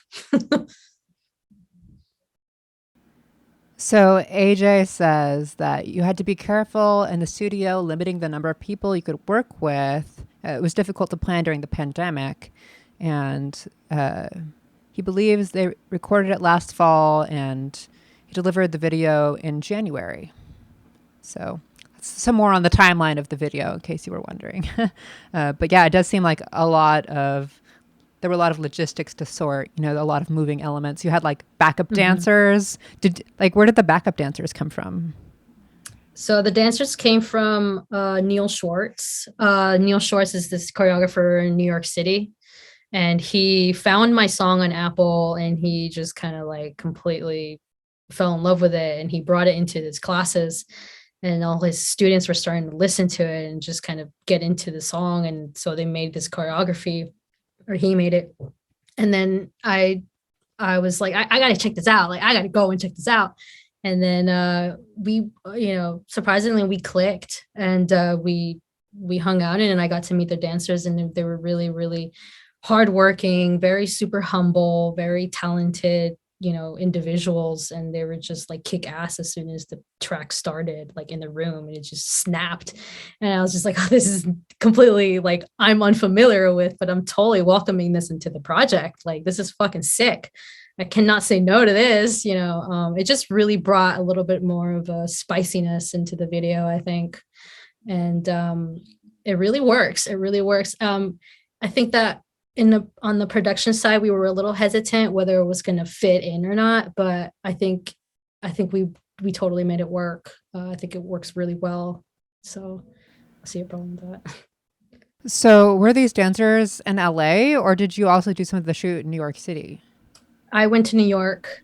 That was a third shoot, that third and final shoot for The Waste. I flew over to New York, and I stayed there for a week. And during the week, I just kind of worked with my 9 to 5 over there remotely, and then just kind of touch base with Neil and just kind of, what's the plan for the day of the shoot? Let's get logistics down. Do dancers need anything, any makeup, any assistance? Just getting the final logistics for the couple of days until the day before I have to fly back out, which is a Saturday. So it was all done really quick. It was like a 3-hour shoot. We rented somewhere in the city, and all the dancers were on time. All the dancers were just like on point. It was just like a pure New York City professionalism. Like, they were just on there, they did, and then they were gone. So really, really happy with the entire experience. Like, every shoot was really, really special. It shocks me that I was able to fucking pull this off, because I was scared of like not being able to pull this off. Like, but it was just a lot of working hours on my end. I was just making sure that my budget was going to fit the budget that I wanted. So I was just working crazy hours, months and months and months in advance, and just put the funding for the Waste shoot aside. And whenever, I just wanted to make sure that everybody was going to get, paid on time and stuff like that. It's super important to me, and making sure that everybody's happy too, so that's realistic speaking. Yeah, it sounds like there was definitely a budget involved for this, because you had all these like professional dancers come in and everything. Yeah, it's a big production you got going on. So I can see how it took a year. Cool. Yeah. So do you have anything else you want to share about this? Yeah, that's pretty much it. I mean, I feel pretty good with what I've shared. If there's anything else anybody else wants to say in the chat. Yeah, if anyone has any questions out there, feel free to shoot them out at any point. All right, so we are going to move on to the next track. We have 2 tracks remaining for the album Discipline, which we're listening to right now. But you can also catch the video for Waste up on YouTube. I'll get the link up here in a moment. It was just released this past Monday, so fresh off the plate for you all. And obviously, just an amazing video. A lot of work went into it. Many people's amazing talent went into it. Yeah, just a job well done there. Okay, so we are going to listen to Nocturnal now.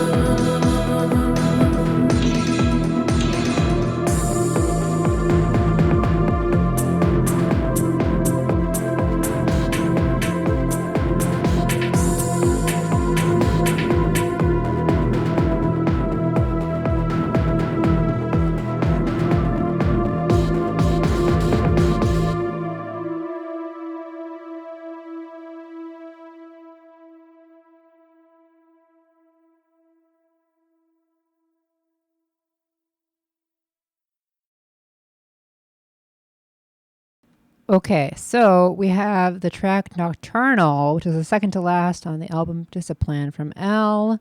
We have Elle with us telling us about the music right now. Yeah. Nocturnal. Nocturnal is actually my favorite song off the album. Nocturnal's got this like black sheep feeling out of all the songs, compared to all the songs. It's very like melancholy, very probably the slowest. So it kind of's got this like melancholy feeling behind it. Originally, the idea from this song came from a dream. There's this like random ass, big ass moth that just came out of nowhere in my dream, and like it really showed this symbol of like endearment, like want to be taken care of. And I was really puzzled by it because I didn't ask for it, or it just wasn't, I had never seen anything like it before. It was just something I've never, so I just took care of it. But then eventually like died in my dream. And I was just like, what I was just like really confused by it. But I was really like caught by it. So I was just woken up by it. And I was like, what? Like, it was such a weird experience. And I wanted to capture this like feeling like that I had in the dream, that I was like, I don't know where this feeling came from, but it was totally alive. And I wanted to capture this feeling. So that's where this song came out of. And nothing personal. It was just something that I pulled out of, the subconscious, and wanted to kind of gloomify it, if you will, and let it live in the, in the dark scene, I guess. So see if it fits, and I got a lot of responses when it came out, like, oh, like I got a lot of people telling me, like from the streams, chatting with me. They're like, oh, when I first heard Nocturnal, like I was walking outside at night and it fit like a puzzle piece, like it fit perfectly. And it was just interesting, I like to hear like that type of feedback when it comes to like this type of song, like and nothing like personal. It was just a feeling from a subconscious dream that I just wanted to pull out of and see what it feels like in the reality, see how it feels, and how many people can really connect to it. It's interesting. Yeah, I mean, I guess that's what I have to say about Nocturnal. I like to hear what other people think about this one, actually. It's more intriguing. Let us know in the chat what you think about this track, Nocturnal. So it was basically like a moth dream that you had that just kind of hit you and stuck with you, and you wanted to, pull that inspiration into the track. Yeah. So when will we get a moth video? So it's funny. I'm thinking about that for months. I have thought about it, and I've thought about like just breaking it down logistically. I would be shot in the winter. So, No. this it would have to be shot in the winter. Only a couple of weeks left. This moth creature, I envision being transgender, or gender neutral, or some sort of like, you can't really tell if it's a guy or a girl. It's just androgynous. And so I pictured this talent being androgynous, but having some sort of like, I don't know if you've ever seen Dragula, the show, but Dragula's got like a lot of like drag horror makeup, and there's just I feel like this was one person in there where they have literally dressed themselves as a creature, like a moth, and I want to capture that sense, but like in a way where like I'll probably just find it somewhere in the wilderness or in the sewer, like nearly dead or something, and I tame it or take care of it, take it home with me or something, just shoot some footage of it, like capturing this bond, if you will. And then as time progresses, it is out of its ordinary state of habitat, it's a creature from another fucking planet, I'm assuming, and just treat it like that type of like 80s sci-fi, like horror, mystery, not romance, but like this tame of friendship that it's not going to last, like E.T. but with moths. Yes, something like that. I don't know. I mean, sounds great to me. No complaints here. combination Mothman, ET, like kind of love story. Something like that. I don't know, but Personal Yeah, exploration Nocturnal. journey. I don't know. I'm just making stuff up now. All right. Well, it seems like you have a limited amount of time if you want it to be shot in winter. I know, Uh, right? It might have to be. Or I suppose you could build your own like elaborate green screen, like, you know, edited winter set. Like we're in that right now a little bit, actually. That's true. It's That could snowing. be possible. That's true. It's true. Cool. So we're going to move on to the last track here, unless anyone has anything for us. Okay. It is time for The End. Literally, that's what the track is called, The End.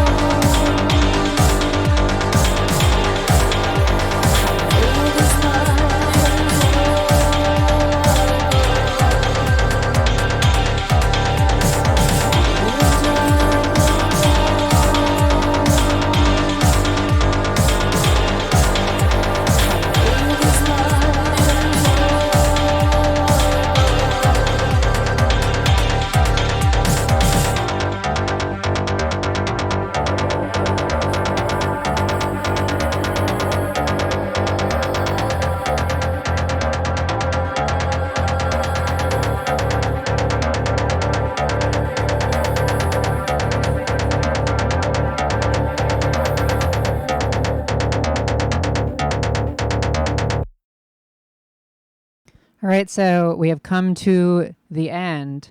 Literally, that is what the track is called, and it's also the last track of the album Discipline from L, here now based in Austin, Texas. And I love that the first track is called Intro and the last one is called The End. There's no confusion there. But this last track, I feel like a lot of closing tracks tend to be sort of like on like the slower or like more like gentle, like outro sort of vibe, you know? And like if people are going to put a track like that, it's going to be there. But I like that you just like kept the BPMs going here. Just like the end is like the punch. I don't know. No, totally. It's got to be. Yeah. Well, we purposely did not make the end the last song.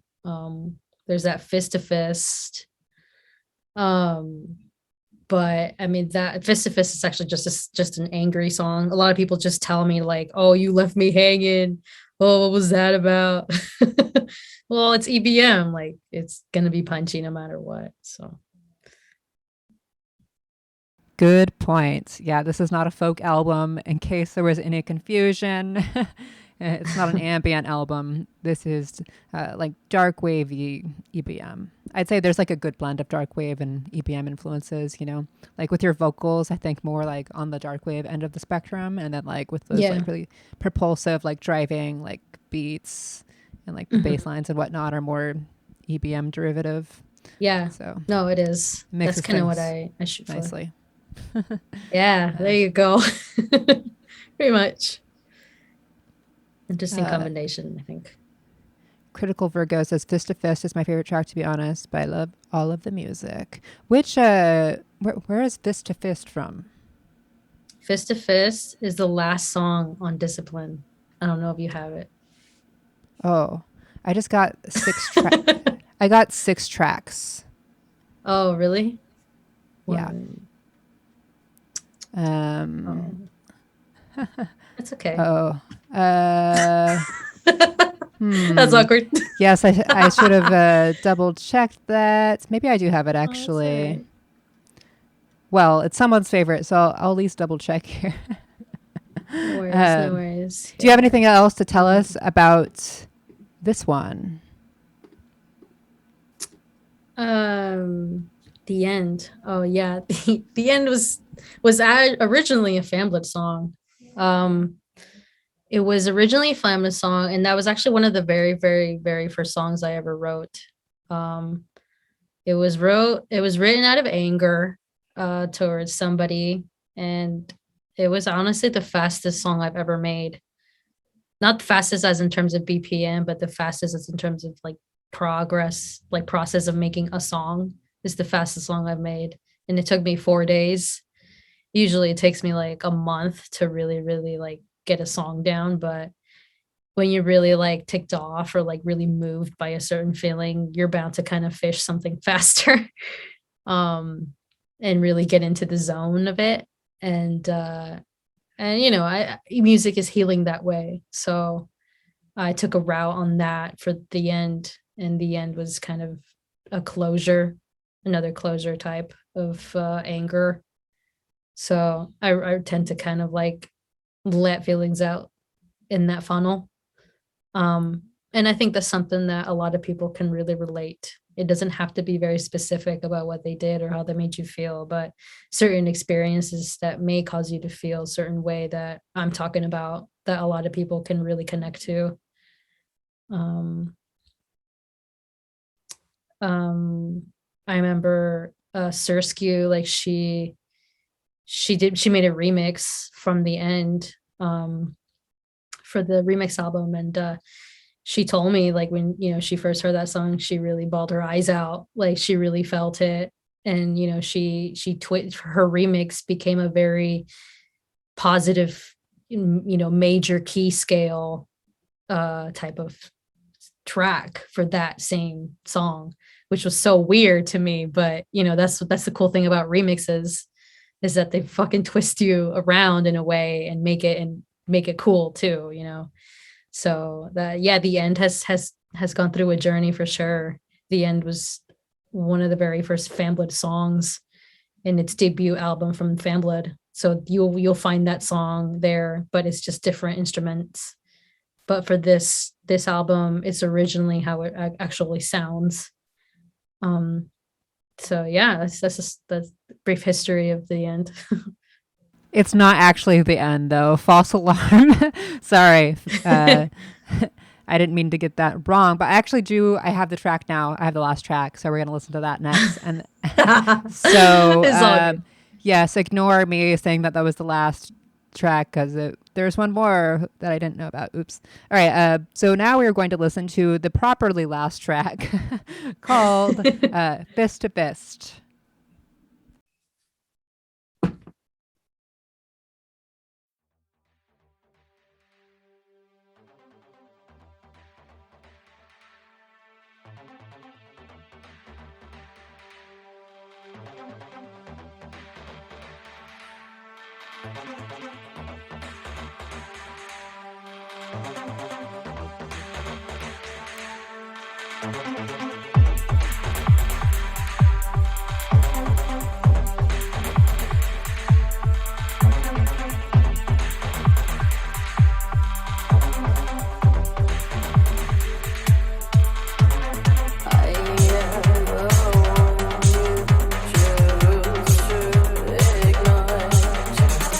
But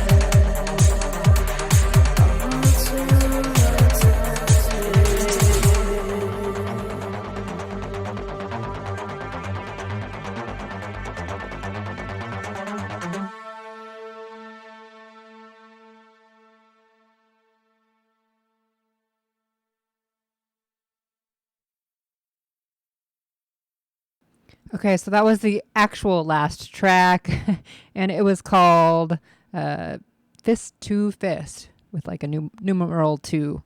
And we've got Elle here with us now. Yes. Fist to fist. Fist to fist. Oh, fist to fist. Fist to fist is about I had a really, really bad argument with somebody. It was a boss. I had a really bad argument with a boss and I really needed to let it out. So, but this argument, this contrast, this clash concept became something more over time. Like when I was working on it, I finished writing this song the day of my birthday, and my birthday was happening the riots on the Washington D.C. on the crazy ass riots that happening all day. That was the same day, and that was the same day that I was finishing this song. So everything that I was watching, I was just not like happy with just how the police was handling the protesters, and like the protesters were just like getting washed with water, like sprayed with water, but like, forcefully. And there was just no peace. Like there was no peace at all. So it was just bad. And, wearing your mask and stuff, it was just not a good time. It was just not a nice time. And it was my birthday. So I did not feel any joy whatsoever. And, I finished writing it that day. I remember like it was yesterday. I was not in a good mood. So yeah, Fist to Fist is just about standing up for what you truly believe in, and facing for equality, and that's why I've got that quick MLK speech in there, really quickly. Also to just kind of add into the EBM style too. You got to have some sort of voice. Or also standing up for anti-fascists and stuff like that. Like I just being so I just feel like it's important to even speak your mind and speak for others too. And it's interesting because it became this topic, this theme of just combat, this theme of fighting, this theme of proving yourself of something. And I felt like it started off like that with just one person personally, and it just became this bigger concept over time. And then I just I really started gravitating towards just having equal civil rights at this point. Like that's just pissing me off even more. And so I wanted just to kind of tie it all in together for this track and finish it strong. That's what I wanted. And that's what I told Carlos, my producer. I was like, I want to finish it strong, as if like there's still more to come, but not like, oh, it's slow and then ending and then that's it. You know what I mean? Like, so that's kind of what I thought of for Fist to Fist. And I really like the remix. The remix is cool. From Damascus Knives. It's pretty sick. Totally different appeal. It's just definitely more rhythm heavy, EBM. So wait, you wrote this song in 2020, right? Yeah, I wrote the song in between 2019 and the beginning of 2020. So actually I finished the song on my birthday, which is June 2nd, and I turned everything in June, the beginning of June, to the label to release on June 26th. So that was one of the last pieces that I worked on for this album. Okay, yeah. So that's right when all the protesting began. And you were in LA at the time, right? So it got pretty hardcore down there too. Oh yeah, it was pretty gnarly. Yeah, I live in LA. like the middle of Capitol Hill here. It was like a couple blocks from the protest site. So it was like living in a war zone here. There were like helicopters above all the time. Like there were people like in full armor running through the like side streets. Like somebody was getting like arrested under my balcony. It was crazy. It was like wow. Definitely the war stories I'll have like when I'm older or whatever. It's like I mean, unfortunate that any sort of humanitarian action is met with that level of I don't know. That's a we could talk about this probably hours. Like I know I No, don't for have sure. much to say about it. There was a lot of violent stuff that happened here, and it was wild, to have gone to the protest myself and see it firsthand, Mhm. and then also see like how it was being perceived by the media and how it was being reproduced in a completely different light. Mhm. It changed my perception of mainstream news forever. Like Oh uh, yeah. I've done a lot of journalism, like music journalism primarily, Uh-huh. right? But yeah, like I worked for NPR in college, and I actually think they Nice. were one of the few sources that didn't go like full on, like we're like changing the story here. But yeah, it was an eye opener for sure in many ways. That's and I'm sure it inspired a lot of music as well. I mean, very Mhm. intense and tense time.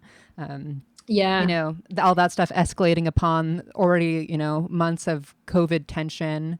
People don't have any Yeah. money. They're already like, you know, so yeah, No, totally. it built up into this escalation. And here we had protests like for months and months. It was like, I feel like a lot of Yeah. major cities kind of like died down after a while.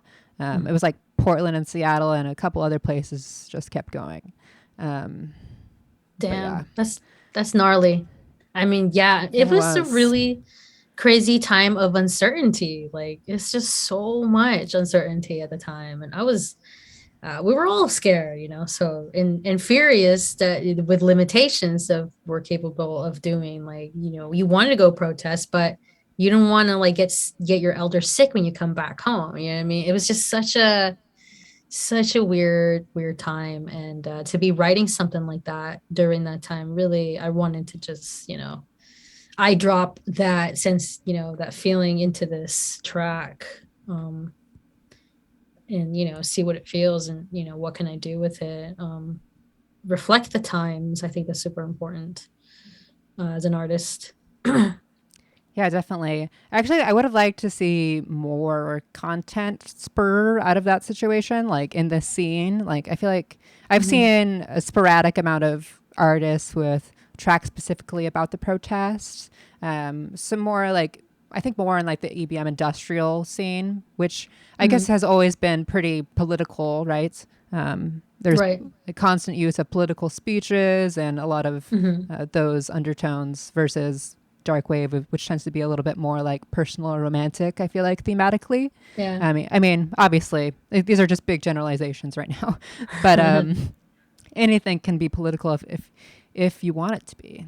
Um, but Absolutely. Absolutely. but I mean, like originally the track Fist to Fist was originally like a David and Goliath theme. Like it was a type of fight of power. Um, little versus big, but little was like wise, so it's just kind of, it started off like that. And then it just kind of got bigger, like the concept of combat in itself, like just fist to fist, it just became something else. And reflecting the events that was happening around me around my time, it was just I wanted to just kind of tie it all together. I felt like there was something being presented upon me around that time that needed to really put it into this. And I felt like I think it hit home. I mean, a lot of people like the song. I like it too. I think it works well. um, yeah, it definitely has, musically very driving and punchy and danceable, which it seems like you're still committed to not leaving us with some sort of, you know, uh, slow, dreamy ending track. right. You want it, the fist. I'm just gonna make a lot of punching Right. gestures Finish for this one, strong. Might as well. which I guess it reflects your album cover down here with the like. Yes, yes. Actually, that my position on the cover is heavily inspired by High Functioning Flesh. They've got this cover where they're like the two guys are just hanging out in the corner of the cover, but one of the guys, I think Susan, he's just doing that stance. But that was one of the main reasons. Um, yeah, High Function. When I moved to LA, High Functioning Flesh was one of the first bands that I started sing live when I moved. Like I had no friends, I had nothing. I was just trying to get to know the scene because I only knew the San Diego scene because I'm originally from San Diego. But when I moved to LA, I was just trying to find like the smallest bars that I could find with like cool underground shit. And HFF were one of the very, very first ones that I found. And that stance. So I listened to a lot of them at the time, and very heavily influenced, especially aesthetically and whatnot. EBM, that was a very good introduction for EBM at the time for me. So EBM, like getting to know the genre in itself, I've listened to it for a very, very long time, but it wasn't formally like presented to me until just like maybe 5 years ago. When they told me like, hey, here's a Nitzareb like album, like vinyl, like check it out. Oh, this is EBM. Like, oh, okay, like there is a genre name to that. I thought it was just like a grunge 90s or like late 80s grunge type of like electronic grunge. That's what I always thought. But when I really, I started seeing these bands like High Functioning Flesh and then like all the other ones, like, okay, I'm really starting to like the scene more. Like I'm really starting to like this underground. And this was before I started playing like electronic music or music again. I was just heavily designing. I moved to LA because I was working in advertising at ad agencies, working on like Hot Wheels and like Mattel, Barbie stuff. Like, but at night I would just go out at night and just check out bands and see what else is out there. Still into music really, and yeah, love their stuff. Love High Functioning Flesh. I remember when they would play a lot with Drab Majesty, when before Drab Majesty even became what is Drab Majesty now. Like this was before they even blew up. Like they were like just people. But yeah, I think they might still be people. Just a hunch. oh, they're cool people. They're nice. Cool. All right. So you had this sort of like powerful EBM revelation. So that's interesting that you said like electronic grunge. I've never really thought about like that, but I could see how people might, associate that together. I mean, EBM is essentially like electro punk. So it's like what happened when, industrial and sort of like the early 80s post-punk and like weird punk stuff evolved with synths and just went from there and became its own machine. Literally. Yeah, it really did. I mean, I love it. I don't know.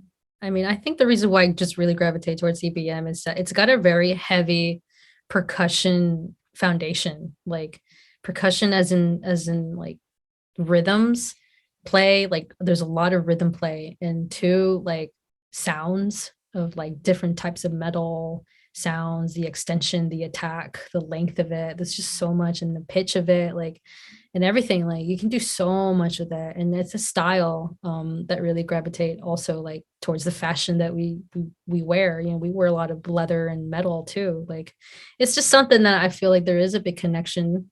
And yeah. Wait, you said we. So are you a metal fan?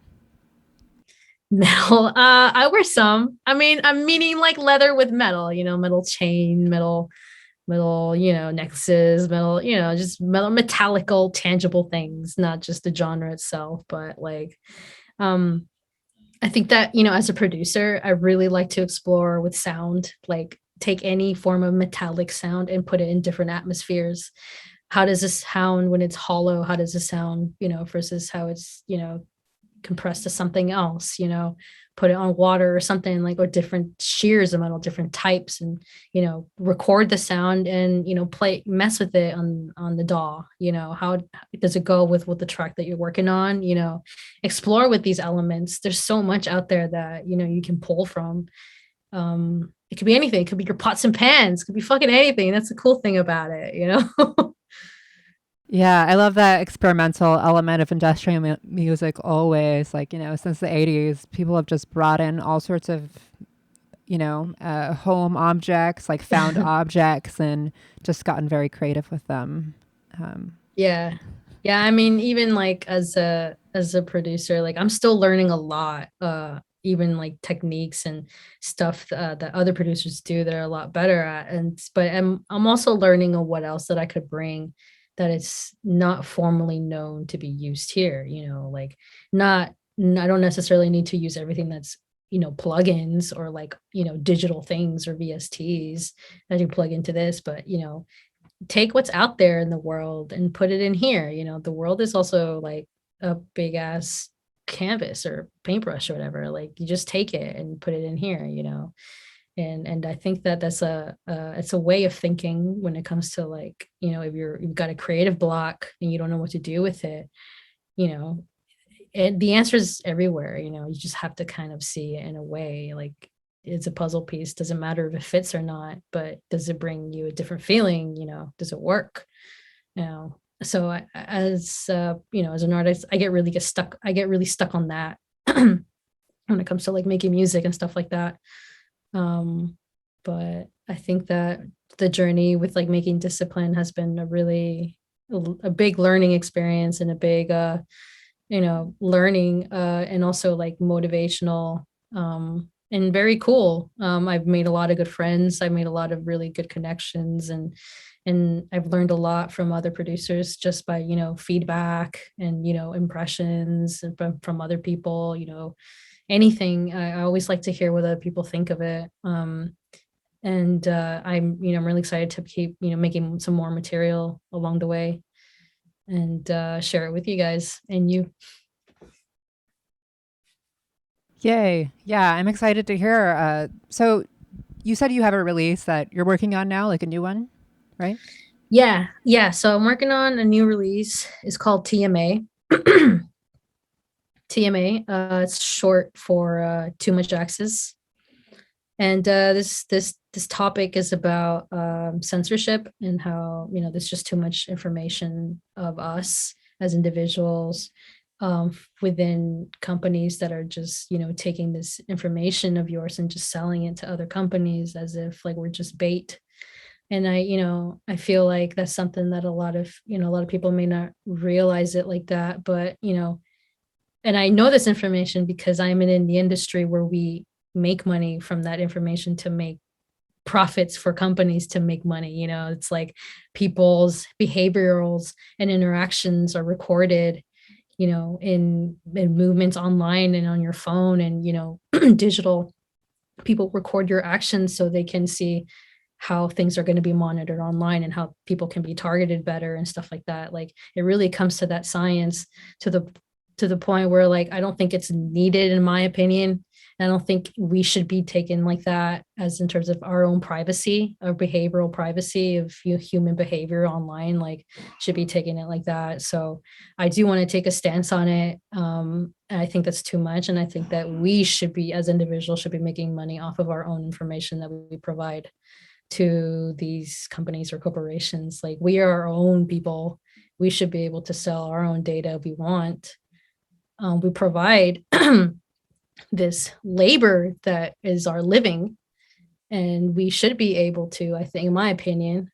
So that's where TMA is from. TMA is coming off of that, and TMA is going to be about showing how much control we don't have, and how much we're feeding this control machine. And I'm going to visually do that. So that's in the works right now. That's my current shoot at the moment. I'll be working on it this month. So you said shoot. So you're making a video? Yes. This single will have a video too. So. Okay. And when is the single going to be released? So my plan to release the single will be in April, early or mid. TMA is very fast. Is the fastest song I've ever made. It's very 90s heavy, like 90s techno, aggressive, like aggro tech, but like in like EBM techno. It's very aggressive EBM techno with both vocal exercises as haunting, but also aggressive and yelling. I've got some exercise, like I've practiced my vocals kind of like a front 2-for-2 style with Richard 23. You know, he's got his yells like, catch the man, he extends his notes in the back. So I'm kind of doing that type of like exercise for this TMA track where I'm just like, no surprise, it's got that extension in the background. So I'm kind of like exercising these techniques in my own way, but in the topic where I do kind of feel passionate about, as in terms of, reflecting my times. So TMA, that's in the works. I've got 2 other ones. I don't know if you want to talk about that, but that's something that. Yeah, go ahead. 3 singles are coming out this year, and you're only getting it from Vox Sinistra, so you only heard it from here. TMA is coming out in April. TMA is going to be very aggressive and very fast. So the second is going to be called Lone Star. Lone Star I wrote last year, is regarding my move here in Austin and my life change, complete life change. So that's a very techno, dark wave techno style. Very dancey, and I'm very, very excited to share that one. The last one is called Body Heat. Body Heat is going to be a very it's going to be a hot track. I'll tell you that, to end the year. So that's all I'm going to say for that one. But I'm pretty excited to share that one too. You will only hear these tracks live if you catch me live, and you will only hear these tracks obviously as they go and release. But the ones that will not be released at the time, obviously you only hear them live. But these 3 tracks, what I'm shooting right now, my goal is to shoot a music video for these 3 songs this year. So that's what I'm diving my head in this year, besides, the shows and wardrobe work and planning everything else. So yeah. I love that wardrobe work has its own little section here. It's like you've given a lot of thought into the whole presentation of the performance, which is great. It definitely can reel people in more to give them something to look at. Yeah, no, totally. It's something that I want to change, because everybody has,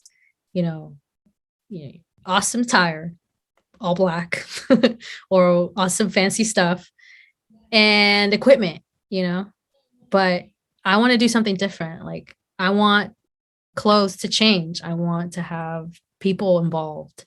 I want talent, I want some, I don't fucking know, like parkour people going behind, all over me when I'm dancing, you know what I mean? Like, I'm fucking. It's a whole projection here, parkour. Yeah, like, I don't know, some cool talent that can be put together in a way that maybe hasn't been done in this genre yet. You know what I mean? Like, I'm willing to push the parameters if it's possible. Like, I would love to have 2 buff guys at the end of each side of the stage and just hammering their way down, like axing their way down some, like, like make it as fucking EBM as possible. Like, I don't know. Yeah, we need some hammers. We need some wardrobe changes, some background dancers doing parkour. It sounds like some arena stuff right here. Yeah, I mean, you know what? I had an interview with Post Punk for an introduction on L at a year or 2 back, and the guy William, he was telling me, he was like, "You remind me a lot of SPK." In this Belgium early EBM, I think it was like an early Wax Trax artist band with this chick singer. SPK is from Australia. Yeah. Oh, okay. Okay, my bad. Okay. Most of them are from there, so it's cool. Yeah. So as I searched up SPK, and I was like, oh, okay, this is kind of like something that I can see, like, because I saw a couple of video performances, and they were pretty much like, if she was, dancing, whatever, but there was a bunch of people around her where they were like, doing some rhythm on the sheer metals and stuff like that. So I thought that was pretty fucking cool. So I was like, I can envision myself going around the lines of like that, love to include other percussionists with like sheer metals and stuff like that, or poles that they can like, you know, I don't know, bang on or something, you know, like I don't know, just change it up a little bit. I that's kind of what I'm striving for, at least in time. Yeah, I've seen some of the SPK videos on YouTube, like some of their earlier stuff. They kind of like they shifted sounds a lot. Actually, their earlier stuff is like extremely noisy, like hard industrial sound, like very noisy. Like definitely gonna scare people if you put this on at an event. And then like as the '80s went on, I guess this happened with a lot of bands in the '80s. They moved to more an experimental sound or something more like punk gravitated, and then as the rise of synthesizers came, it's like more and more synths were added to everything. A lot of this was good, right? In their case, it was definitely good. Like I love a lot of their mid 80s singles, a lot of like synth pop more oriented stuff. There's definitely like an EBM industrial element, but the early stuff is like straight up industrial and then gets more like danceable as the 80s progress. But yes, I would love to see some more inspo from them, just all around, and your music as well. We need more people banging on tools, using tools to bang on things. It's It's sexy. under celebrated here. Yes, it is. Okay, so I think unless you all have some comments or questions in the chat for us, we're going to wrap things up here.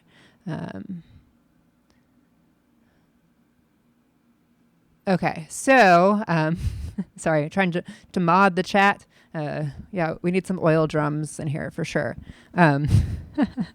Big thanks to Elle for joining us today. Really enjoyed talking to you. It was nice to finally actually interact and at least voice. We're not in person right now. Video, it's almost like person, right? No, yeah, likewise.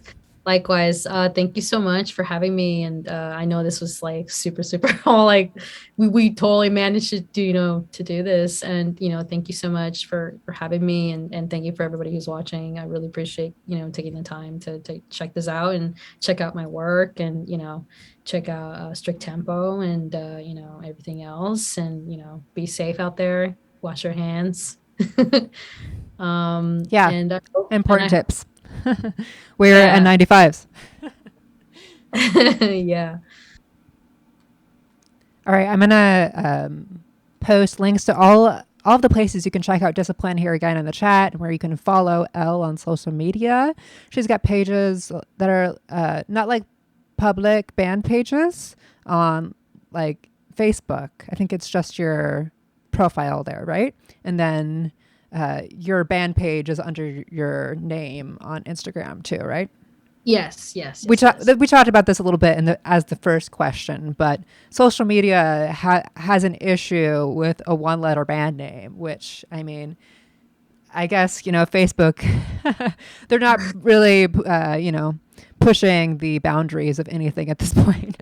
Yeah. So they wouldn't understand. Yeah, they're not that friendly with me right now. So you won't find a Elle page on Facebook, but you will definitely on Instagram or SoundCloud, Bandcamp, Spotify, and whatnot. Yes. I'll post all those good links in the chat here again in one moment. But yeah, please do check out this album, Discipline. It's really good. You just listen to it. And there's also a remix album that I really enjoy too. It includes a lot of bigger like EBM, darkwave artists too. Stuff coming up for Elle. There's a few new singles on the horizon, music videos, a tour with Minuet Machine in October, which is amazing, and also some local shows coming up as well. Do you have Texas shows coming up? Yes, I do. That up right. I got a couple in line. Couple in May. I've got a couple in May. I'll be going around Texas in May. Be taking a quick break, and in October, just prepping everything for October with Minuet Machine. So catch those. Great. We got to get all those parkour like dudes with hammers and production before then. All right. Cool. Thanks again to Elle for joining us. You can catch this interview. Also, I'll post it later to YouTube. I'm a little bit behind with everything on there right now, but it will be up there probably within like 2 weeks. Seems like a long time, but it's going to seem like in 5 minutes to me. No worries. I'm on that like everyday streaming role right now, so archiving is it's a tough balance. Anyway, thank you so much for joining us, Elle, and to everyone who tuned in the chat. Looks like you got a few new fans out there. All right. Thanks again. Thank you. Thank you guys so much. Have a good one.